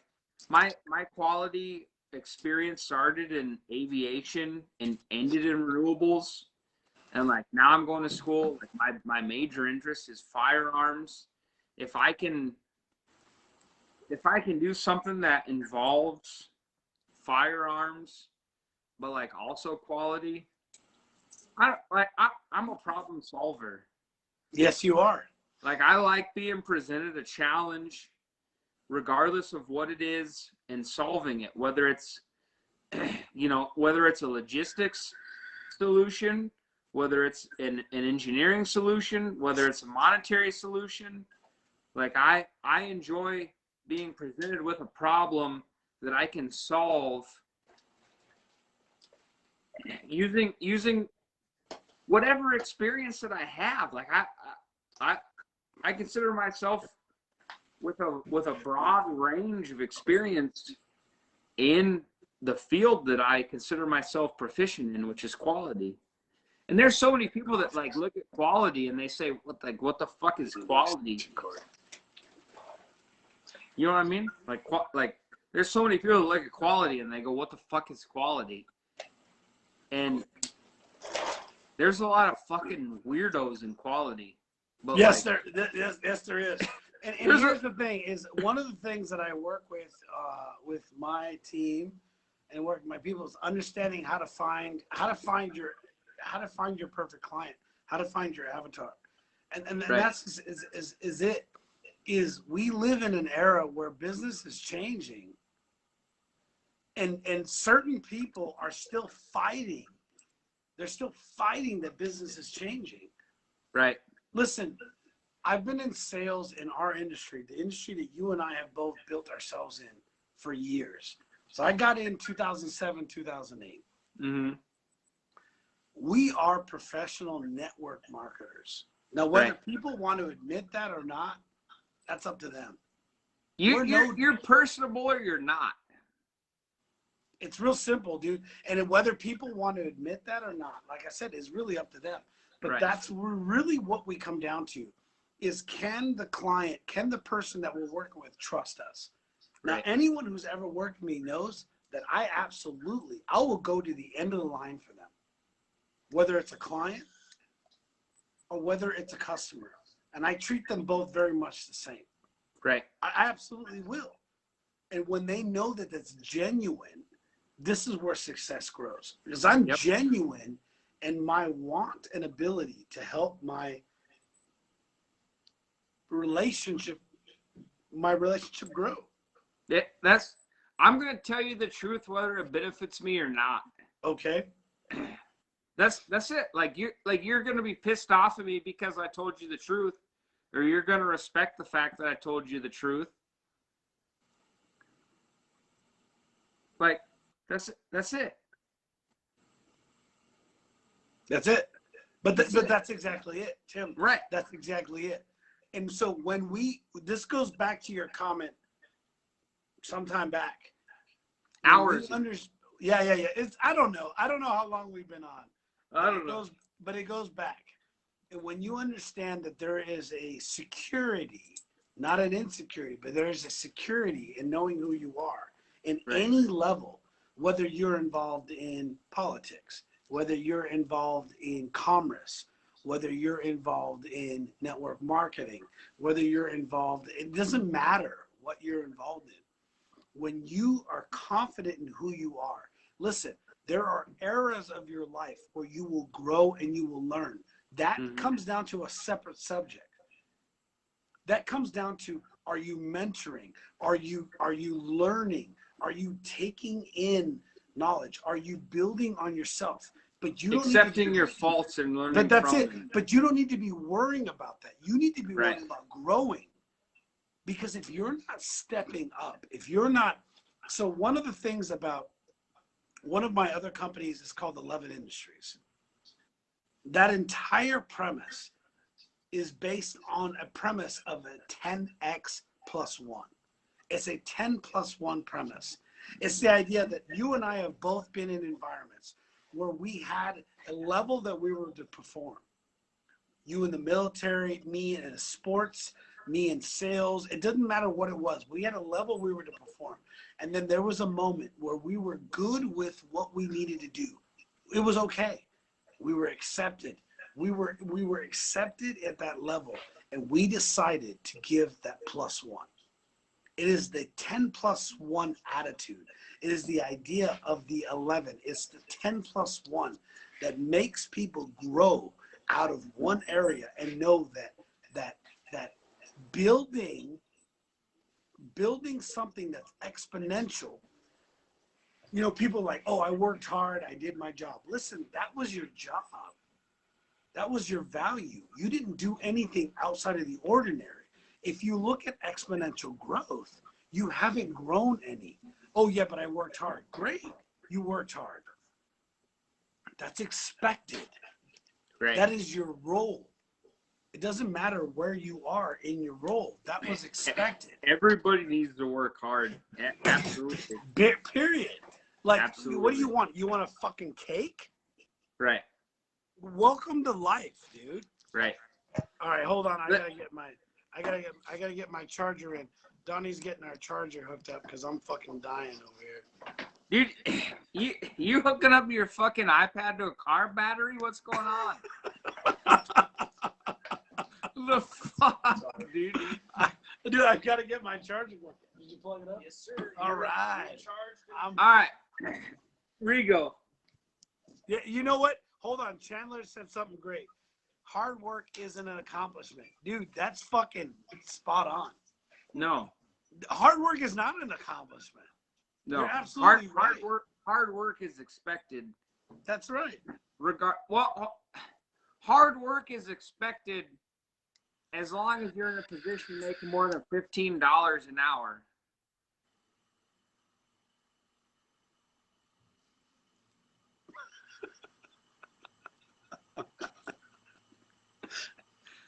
Now, I have so much to say on that. now I know. I have so much to say on that. Dude, I'm a student. I'm an unemployed student who owns and maintains a 3-bedroom, 3-bathroom house in a growing community. Like, I've done things to set myself up for where I'm at, but there are definitely times where I'm like I'm cutting it. So let me tell you what. So Chandler, this is what I love about this kid here. He's under 18.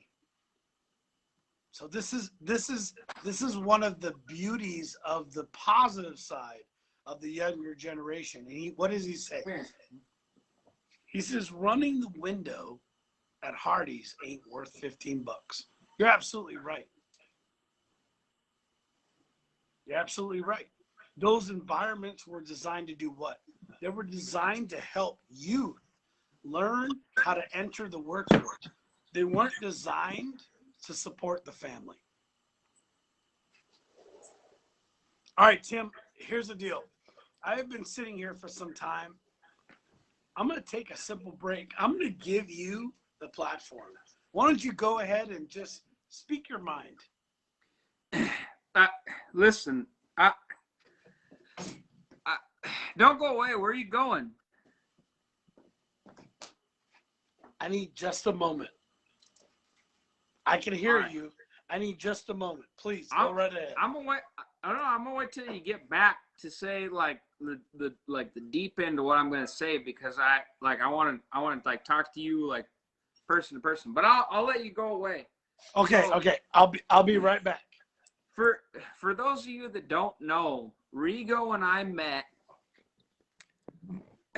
and I don't know how many ventures ago of Rigo's it was, probably 2, because it doesn't seem like it takes Rigo long to like springboard into something that's going to be good. But like Rigo and I met over a video conference, and they were pitching a service to the company that I was working for, which seemed like a very good service. But the company that I was working for was very receptive. No, but like they did not want to change.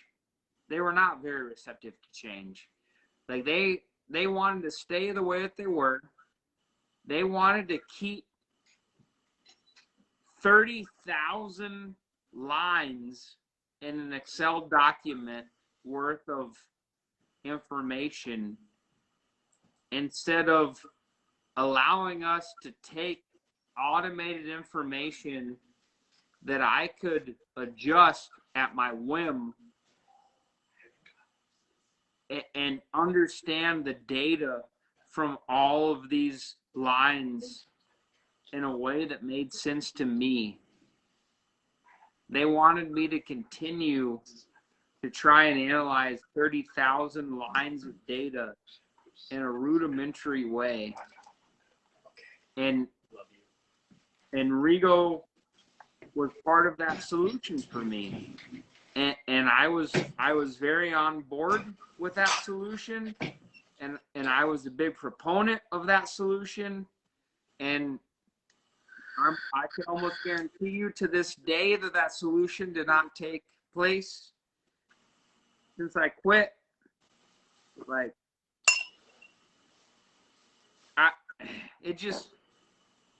it didn't make sense to me. It didn't make sense to me, like how we were taking massive amounts of data and just importing them into Excel files.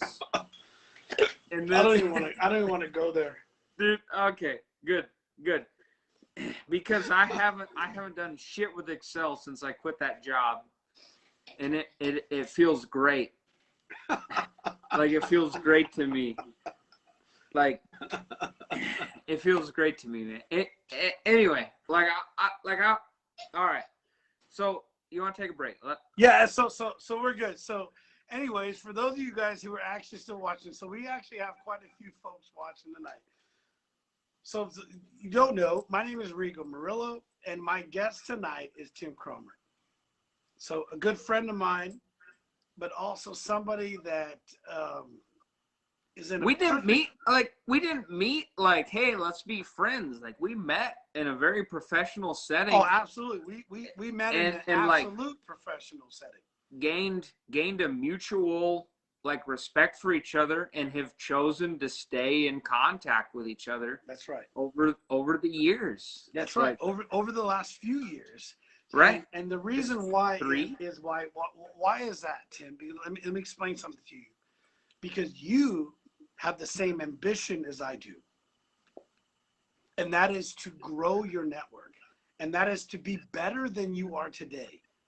And what you realize is you looked and you said, okay, that guy seems to be a little different. First off, he's not just an employee. It's very clear he's been hired as a consultant. Yeah. He's about 10 years older than I am. So what is it that he's doing that I can learn from? So immediately, as an individual who has been 10 years behind, you wanting knowledge, me wanting to give knowledge, and this is what I'm trying to share with the audience and with you, is that you have a value. You have a value that you're creating. Make no mistake, Tim, this is just the beginning of your journey. When you start to realize that with the right mentorship and with the right guidance, there are others who are looking to you who said, I can connect with that guy. He's like me. He's into the same things I'm into. See, this is the problem that happened in the past that I believe no longer exists in the future. This is what Jesse was talking about. There is no middle. There is no money in the middle. You have to identify with who you are. Become positive. Right. This is where when I talk about regret is the biggest anchor. There should be nothing about your life you have regret over. Now, if there is a negative that moves you into a negative future, you should know that you can't go forward with that negative. So I don't mean the regret that says, I made a bad choice, I'm going to make a change. I'm talking about the regret that says you're going to hold guilt over you, that changes your insecurities, that moves you into fear, that stops you from growing. Period. You see, I have made plenty of mistakes. When you were in the military and you had a commander who was making calls, that person had to make decisions, whether he had an answer or not, correct? Yeah, absolutely. Okay. Did that mean that every decision he made was the right decision? No. Okay. But was he regretful of his decisions? And think about the word regret is used improperly. And so this is a hard one for me as well. I'm sure that there are times that the people appointed above me are kept up because of the decisions that they've made. But at the time, like, you weren't afforded the luxury of whether or not you made the right decision. But that's exactly it. And that's the same exact thing that I'm plagued with to this day. But could they have been in their position if they didn't No, have absolutely. Like, if you're not able to make those hard decisions in the time that you're required to make those hard decisions, like, absolutely not. Like, you wouldn't be in the position that you're in. That's it.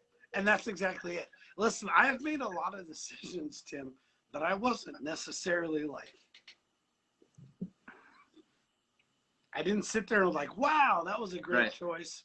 I sat there and was like, if I would have known what I know today, I probably would have made a better choice or a different choice. But here's the reality, is that when you look at people who are successful, when you look at big producers, they didn't always make the right decision. No.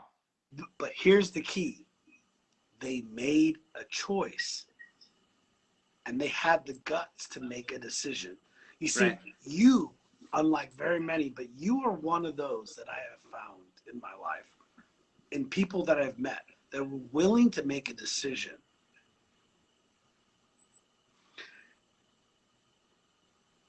When I started my business, I didn't really quite know what I was going to do, but I made a decision and I stuck with it. Now, one of the things that will separate success from unsuccess is having the ability to realize when a decision you made may have not been the best. Reconfiguring, analyzing, and then making a new move. Learning from it, not dwelling on it. There it is. And so when you learn from it and you don't dwell on it, would you say that person has no regret? No, absolutely not. Like, you have regret, but that regret is what drives you bingo, to succeed bingo, in the future. bingo. That's exactly it. You nailed it. This is why I say regret is the largest anchor you can have in your life. You cannot have regret for decisions you make, whether it be done through poor decision, whether done through educated decision. You cannot have regret. You can only look at the actions you have taken, make decisions to say, I'm going to do better than, and I'm going to move forward. So listen, again though, you're an looking hour and a half, and I came back to the original conversation I had with you. But you're looking at it. Hold on though. We got 6 viewers. I don't know who they are. I can't tell who they are. But the fact is that you're looking at it from our perspective and not the average person's perspective. Yeah, but I don't want to be average. Do you want to be average? No. I'm not saying that you want to be average, but I'm saying, like, I don't want to be, I absolutely want to be successful, but I want people around me that I care about to be successful. And I understand that there are quite a few people around me that don't have the mentality that you and I have, that I want to be successful. So, like, when we have these revelations and we're like, absolutely, that's the mentality you should have, I understand that that's a commonality that you and I share, but that's not a distinct trait that is inherent to people. Dude, that is a wonderful comment, because you're absolutely right. There are a lot of successful people, and I'm not saying that this is you, but there are a lot of successful people that get very stuck in their own mentality and don't think about what other people around them are thinking or what goes through the normal person's mind, and like we look at people and we say, how the fuck did you not think of this? Or like, how the fuck is your, like, how are you okay? Like, you're rooting for $15 an hour as a minimum wage. Like, how is that an okay mentality for you? And it doesn't make sense to us, but there's so many people, and like an overwhelming majority, like that is what makes sense. And like to us, it doesn't make sense. But like those are like things that I still resonate with. Like that still registers with me. I still think about that. That's still something I process. That's still something I take into account when I make my conscious decisions. Like there are so many people, and I'm not saying that I agree. Like, fuck you if you want $15 minimum wage. Yeah, to Like flip it's not a burgers. thing. That's To not. flip I don't find solidarity in that. Like you're a fucking idiot if you think that working in the window at McDonald's deserves $15 an hour. But I understand that you're an idiot, and that like you think that you deserve that. Like that, I understand that. Like no, but you get it. Like you, like I get it. I totally get it. Well, wait a but second. like when you talk, You made zero investment in yourself.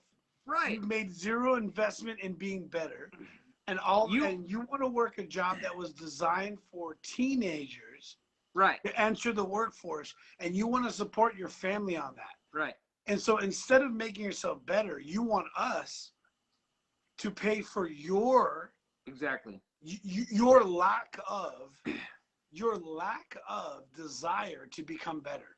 Right. And Because and when I let me tell you what, if you want to try to scale up, I'm gonna tell you this, Tim. I don't have to, and I won't.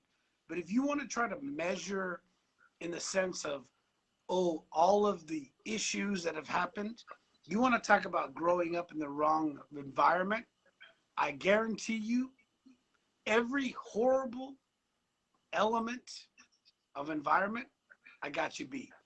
You want to talk about, oh, well, I was part of a system, and that system gave me all these levels of ability. I grew up a straight white male. Yeah, that's pretty bad. And I'm unemployed and I'm making it. Like I do not like Straight try white. and sympathize with myself at all.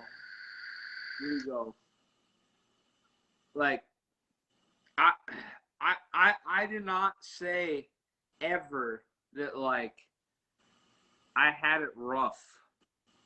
You know, it doesn't matter. This is the thing that It kills doesn't. me. It doesn't. It doesn't matter. That's the thing that gets me. Hey, welcome, Joshua.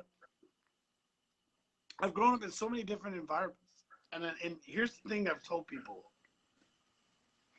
Have I seen prejudice in my life? Absolutely. I guarantee it. Absolutely. Okay, so I didn't tell Men's you the story Warehouse. about Oklahoma. So I was in Oklahoma City. I was in a high-level hotel.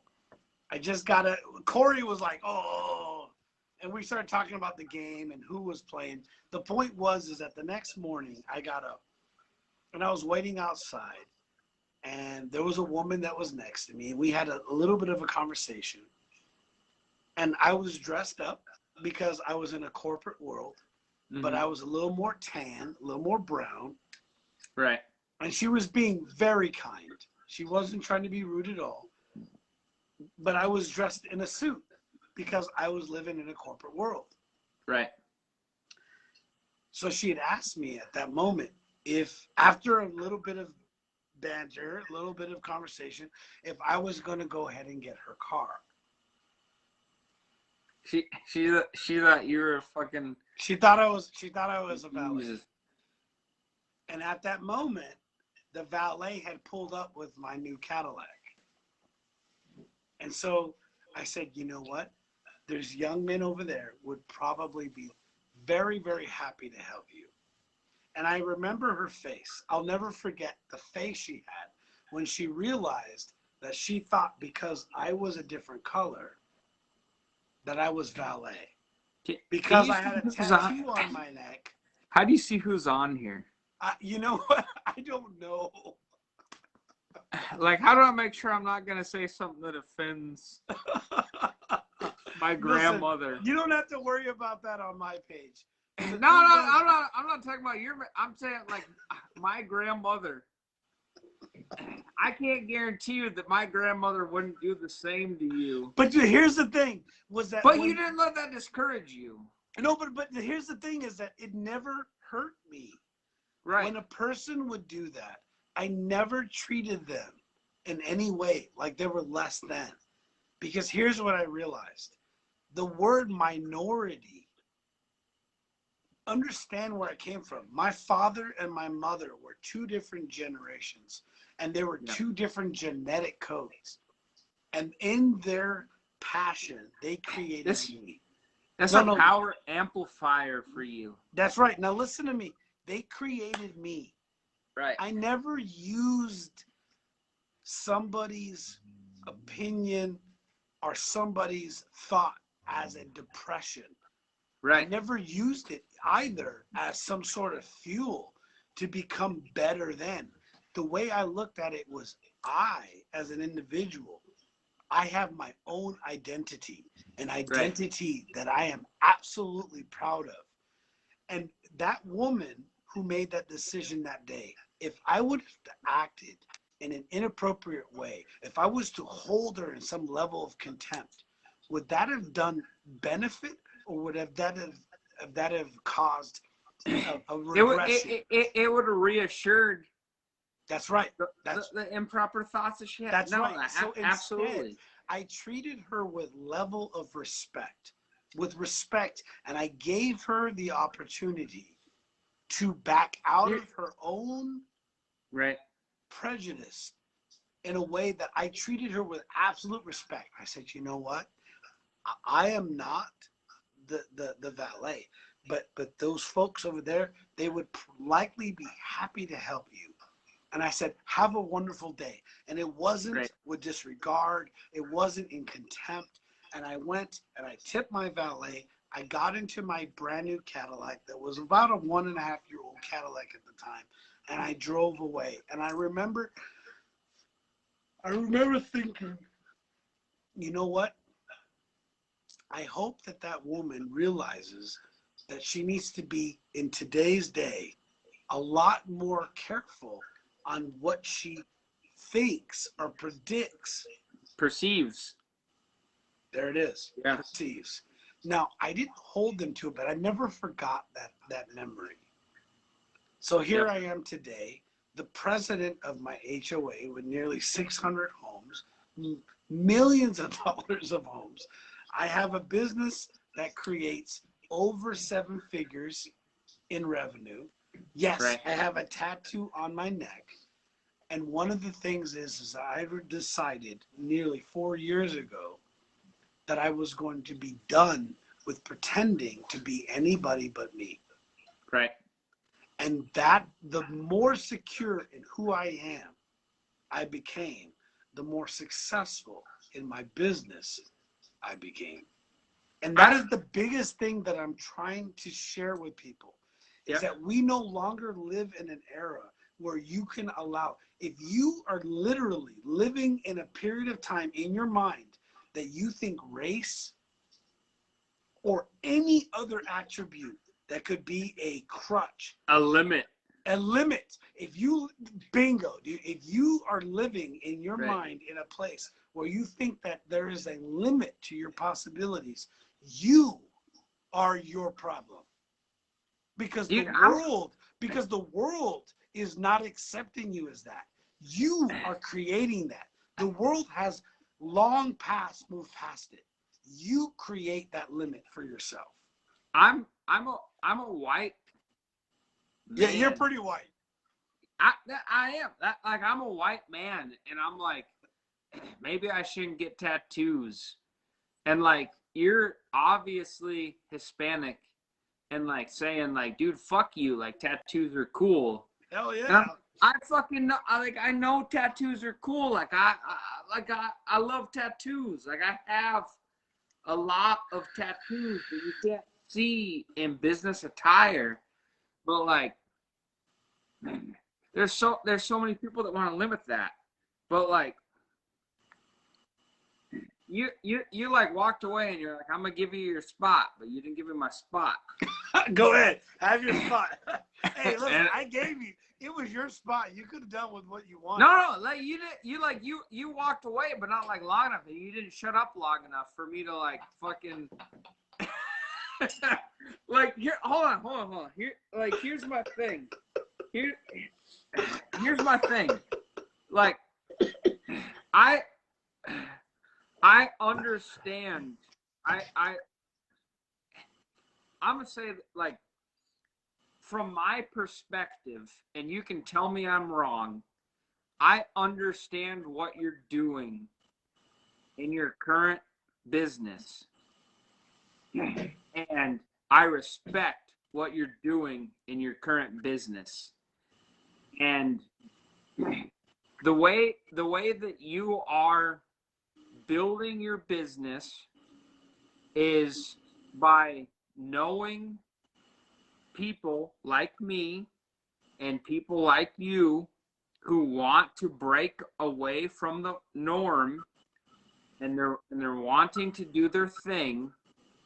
And the more people that you get in your business through like, you're one of the most personable people that I know. And I say that wholeheartedly.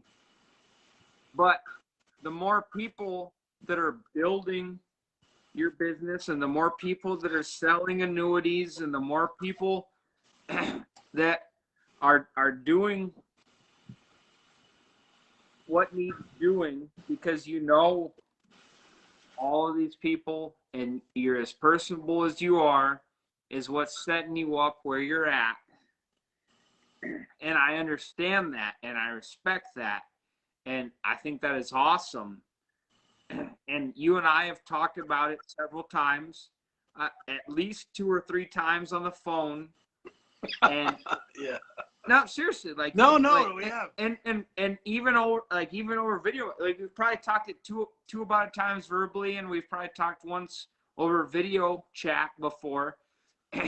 And like, while I absolutely respect what you're doing, like I have no interest in like selling anything, regardless of how much money it's making me.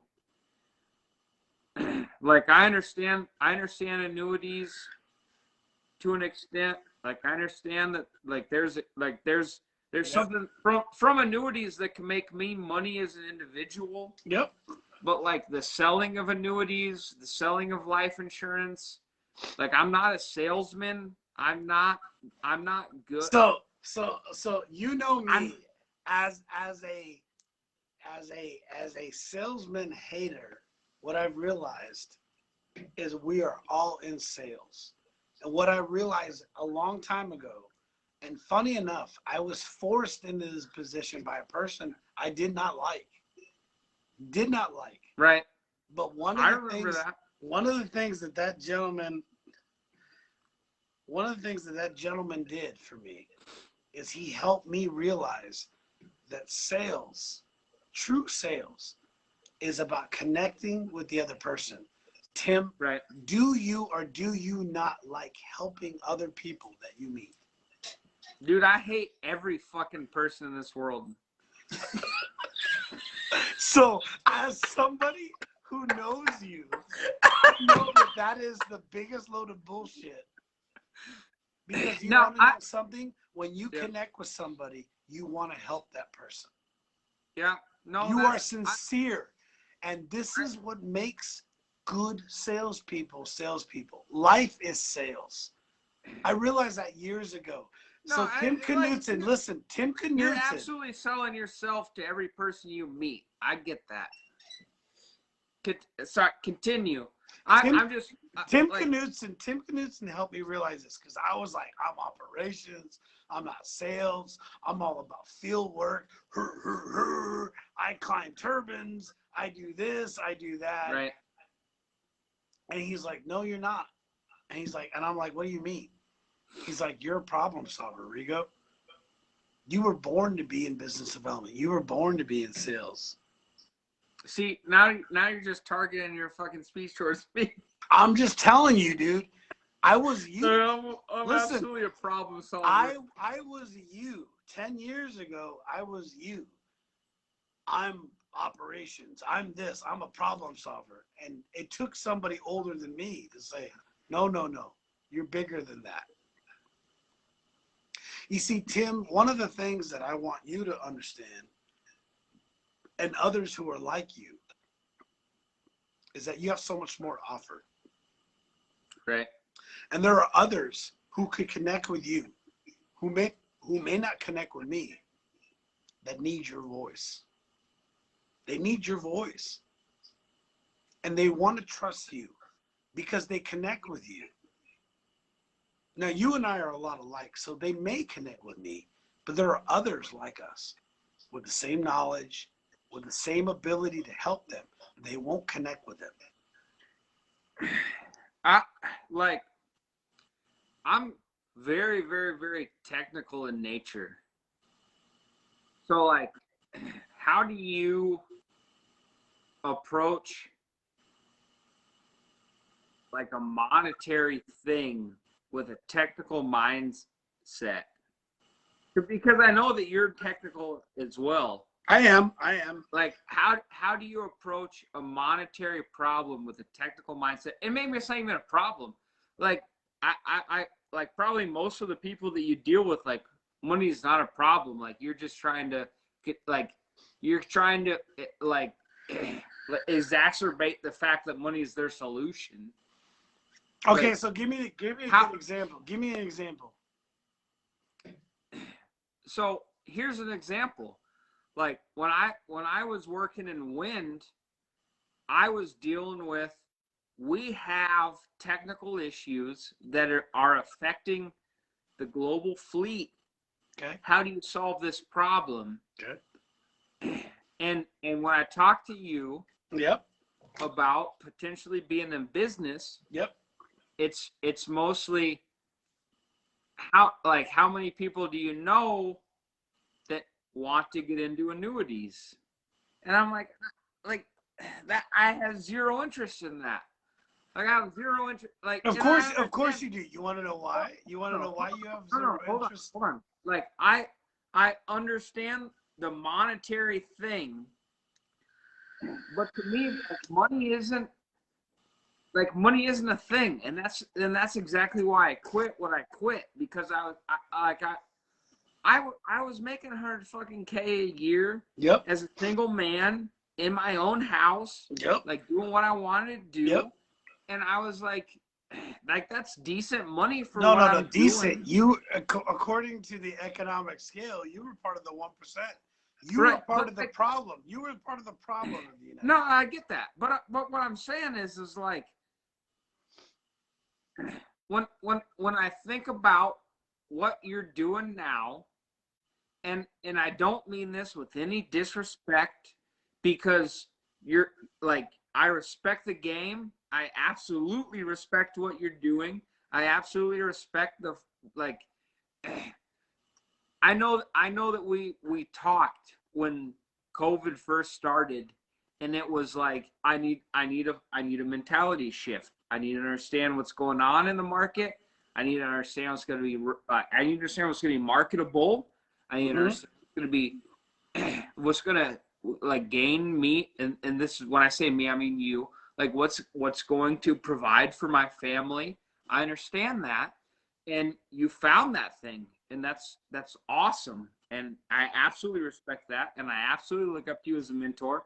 And I know you know that, because Yeah, I've I reached do. out And to you on several occasions. Absolutely. And But I love I can't see myself, like, I grew up doing whatever the fuck.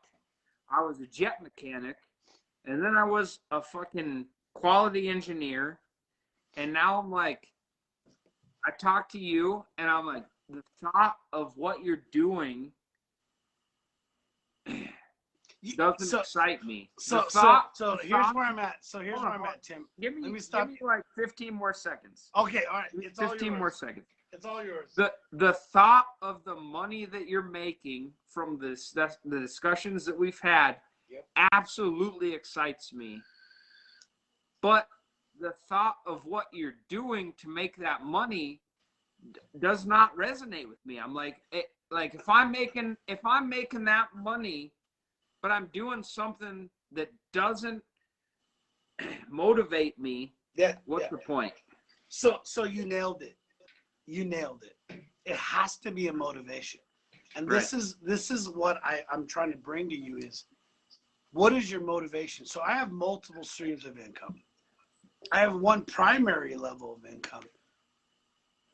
But funny enough is that the multiple streams of income all come from one level of generation. And what's that generation? And that is helping others. Okay, so think about this.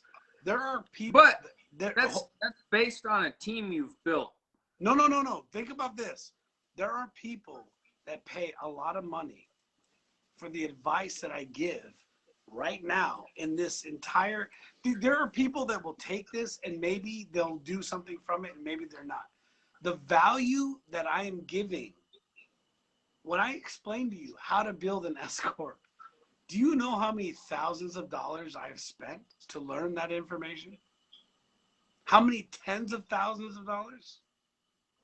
And I give it away for free. Right. But there are so many that will not understand the value of that. You see, I have had very few mentors in my life to a certain point. And then I realized that It's coveted. What I realized, if I wasn't going to have business mentors, I was going to hire them. And people thought I was crazy. But in 3 years, I went from a $68,000 all I owned investment to a 7-figure earner. And I did that because I invested into myself and I found people that I said, teach me. I remember the day I had to hire a CPA at $350 an hour. You may think that's crazy. Crazy. I would never pay for a $350 an hour CPA. Because I remember when I was doing my own taxes, and then I hired CPAs between 60 and 100. And I realized they weren't benefiting me, and I stepped it up. And you know how I did it? I went to another entrepreneur and I said, you own multi-million dollars in property. Right. Who are you using? And they said, I'm using Mr. X. I said, give me an introduction. Well, he doesn't take new clients. I said, give me an introduction. Please let me deal with it. Just give me an introduction. Right. And I went to that person. I said, how can I become your client? They accepted me as a client. They said what their wage was. And in the first year, I saved over $28,000 in taxes. Yeah. No, I get that. Like, I'm not. You get it. You get it, right? I'm not saying you're making bad decisions at all. No. But here's I absolutely is that you made a comment. You said I have to be passionate about it. You're absolutely right. You see, I am passionate about helping others. So I have two levels of income. One is that I help businesses find areas of how to reach their market. The other that was what you were like. That was what was going on with Nordex before the fucking shit hit the fan. And just I remember that. I've worked with Nordex on a handful of projects. Outside of that client, I've actually closed other business with other clients that I've been paid well for it. Dude, like What?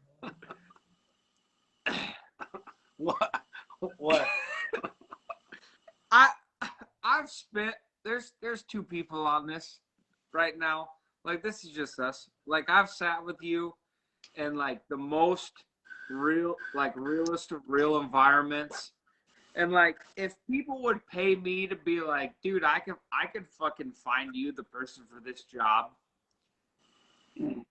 to do this, like, that's awesome. And the fact that you built that is, I can't express to you enough how cool that is. It's The pretty fact- cool, right? It's awesome. It's awesome. Like, Dude, I think it's- Nordex. I think it's Nordex cool, is too. a fucking Look, dude, I think it's cool too. multi-billion-dollar corporation that's like, I'm gonna pay Rigo to hire me a contractor because I can't fucking find a contractor. No. I get paid for the introduction. I'm a broker. Like, that's what I said. I'm gonna pay Rigo to find me the contractor, not to do the work, but to find me the contractor, because I'm fucking Javier Blanco and I don't know shit in fucking the United States. And like I would be lying if I said that, like, seeing what you did as a fucking company didn't, like, make me want to be like, what the fuck am I doing at Nordex? Here's what I realized. I realized that relationships matter. Absolutely. And this is it. Relationships matter, brother. Yeah, no. And so this is what I've decided to do. I have a financial side of my business. Yep. I have a coaching business. And then I have a win business. Right. And in my win business, remember, I own 3 companies. And I've learned how to do this. I've learned how to take, and this is the thing I want to teach people. There's going to be a point someday, Tim, where I'm not going to give this information away for free. I know. But today, I don't care. I want to I teach know. people. Listen. I appreciate the fact that I knew you at the point that I knew you, and that we became friends to the point that we became friends. Yeah. Like, I appreciate that. Yeah. And I have reached out to you on multiple occasions and said, I'm asking for professional advice. Like, I understand that, and I respect that, and I look up to you, and there's a reason that I continue to associate with you. I don't associate with anybody that I knew from Nordex. I'm not like, hey, manager so-and-so, like, give me information. Because they're a fucking manager at Nordex still.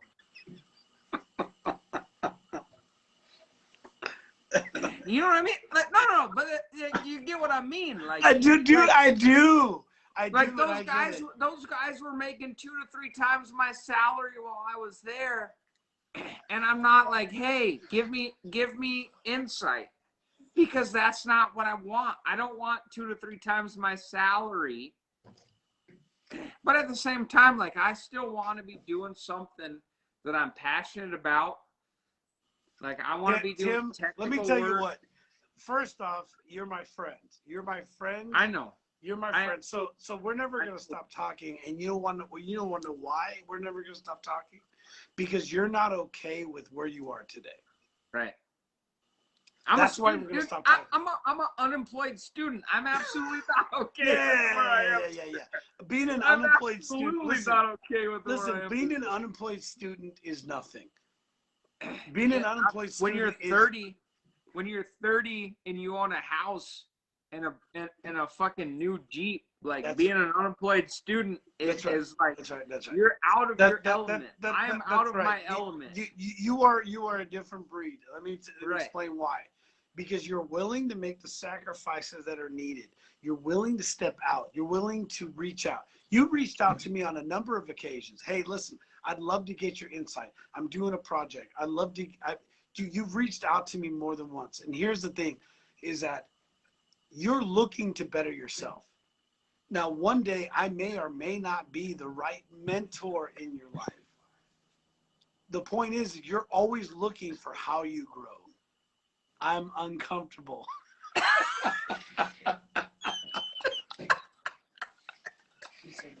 Tim, he commented on himself.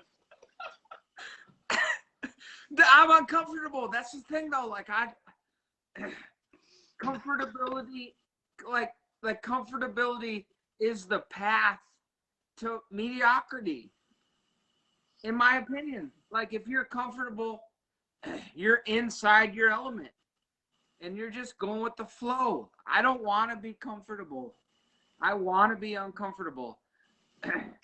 Like, if I'm not pushing myself to that next level, like if I'm just like, if I'm like yo, I'm chilling, like I'm doing what I want to do, I'm making the money I want to make, like what am I doing? Dude, you know what you said I right can't. there, what you said right there is absolutely beautiful. Okay, you said it perfectly. I'm not okay with being comfortable. I want to be Right. uncomfortable. Let me Right. explain something to you. At 31, you're 31, right, Tim? 30. I'm 30. Oh, 30. Dude, Let look, me, hold on, look. This isn't the face of a 31-year-old. I'm 30. Dude, come on. Give me my year back. I'm 30. Hey, Corey's 31. That's the old fuck. I'm 30. Yeah. No, I mean, for real though. So like, listen, this is what I want to do. First off, Tim, I'm gonna tell you what. So I do my shows Mondays and Fridays. Fridays are kind of a hit or miss. Mondays are for sure. Now remember, this is the ATF show. It's alcohol, tobacco, and firearms. But I here's know. what I tell everybody. I'm gonna keep the ATF, but I'm probably gonna change the tag. But here's what it comes down to. I'm inviting people on Mondays and Fridays to come to this place and just talk. And I want to share. I really want to give. I don't want I know. nothing back. I just want to give. Now, here's one of the things I will say. You are probably one of the most skilled firearms person I know. I would love to invite you back on Mondays or Fridays to share some things like, gun kits. I don't care what it is, but here's the deal. I have enjoyed my night with you. It has been awesome, Tim. Awesome. And there's no better way, like in a virtual world. Now, I am going to come visit. I promise. Yeah, I am absolutely. going to come visit. And we have a great time when we're in person. But I appreciate your friendship. I appreciate the time that you spent tonight. And I want to thank you, really, from the bottom of my heart for being on our show tonight. I'm going to thank you for your time. We have a lot more that we can go on like this for hours. We are talking about guns. We talked about guns for like 10 minutes. Yeah. If that. Like, but the thing, like, we have such a similar mentality about success and failure and life. Yes. And regret and fear and responsibility. And there's, I don't know. There's been plenty of times in life where I've thought about my mentality and been like, is it reckless? And then I meet people like you and I say, you know what? It's not fucking reckless. No. Like, it's fucking, I don't even know what the word, like. Dude, welcome to living the life as an entrepreneur. Exactly. Tim, exactly. I'm happy to speak to you privately, but if you understood, I know. If you understood, oh my God, the amount of decisions that I have to make that feel so fucking crazy that don't make any sense. I say I know. I don't know. Like I have absolutely made decisions where I'm like, what the fuck am I doing?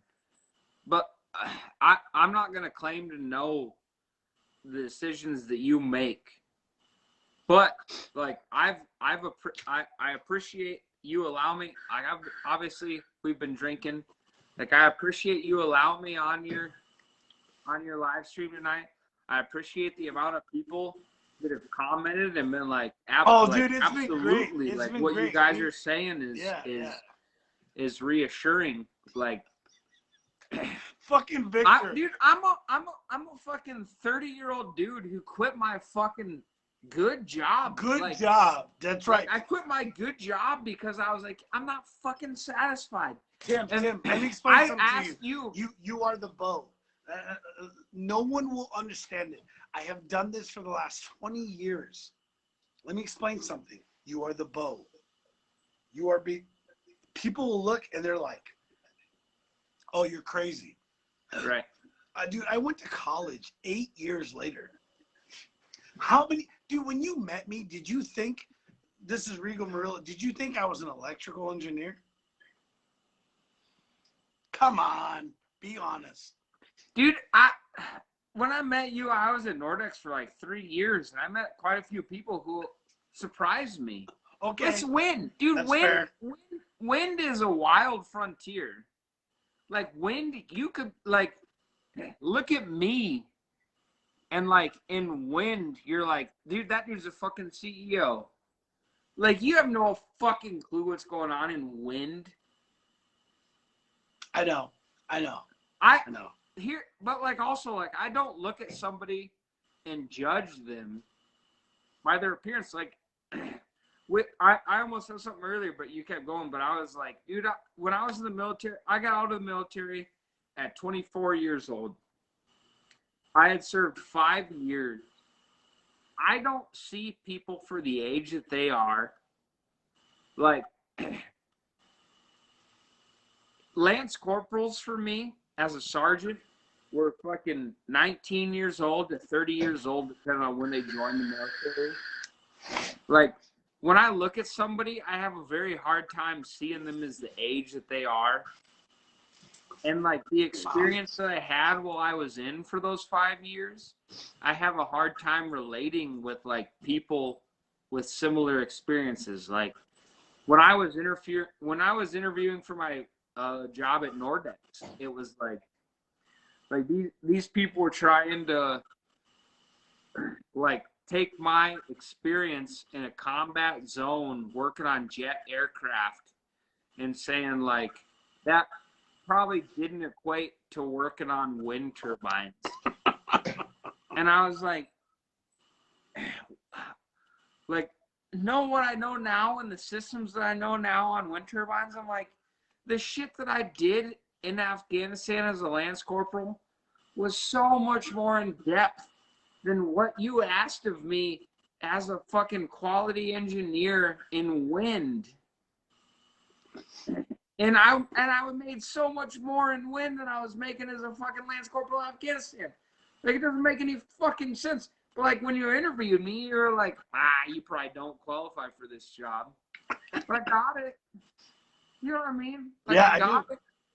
But like, I don't know. That like, there's so many people that like think there are a lot of people that don't reach for greatness like what you have and what I'm trying to work towards.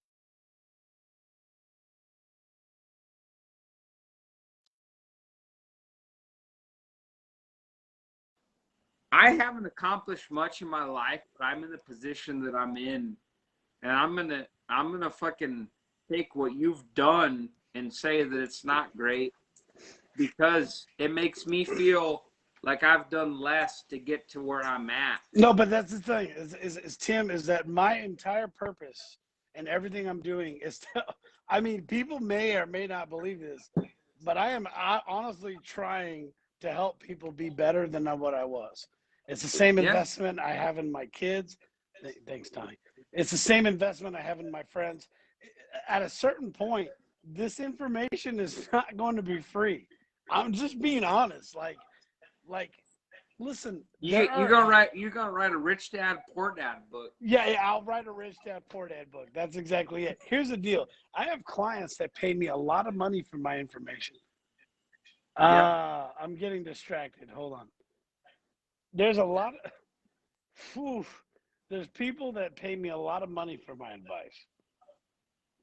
And I'm going to offer as much as I can at a point for free, because here's the thing. If I could help you grow, if I could help someone else grow, then that's my intention, because I'm going to try to do this as much as physically possible.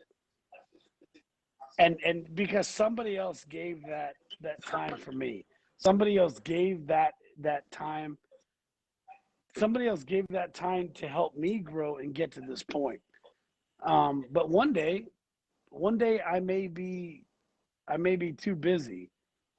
And I'm not trying to be like, oh, I'm too cool. I'm just saying is, listen, I run 3 different companies now, and I know what that's like. It's hard, right? It's hard. It's hard doing what I'm doing today. So, anyways, listen, it's been a great night. Tim, let me tell you what, bro. Dude, I'm so glad you joined the call tonight. Listen, I'll text you offline. I'll DM you, and let's get together. And first off, we didn't talk about guns, but you're probably one of the most skilled guys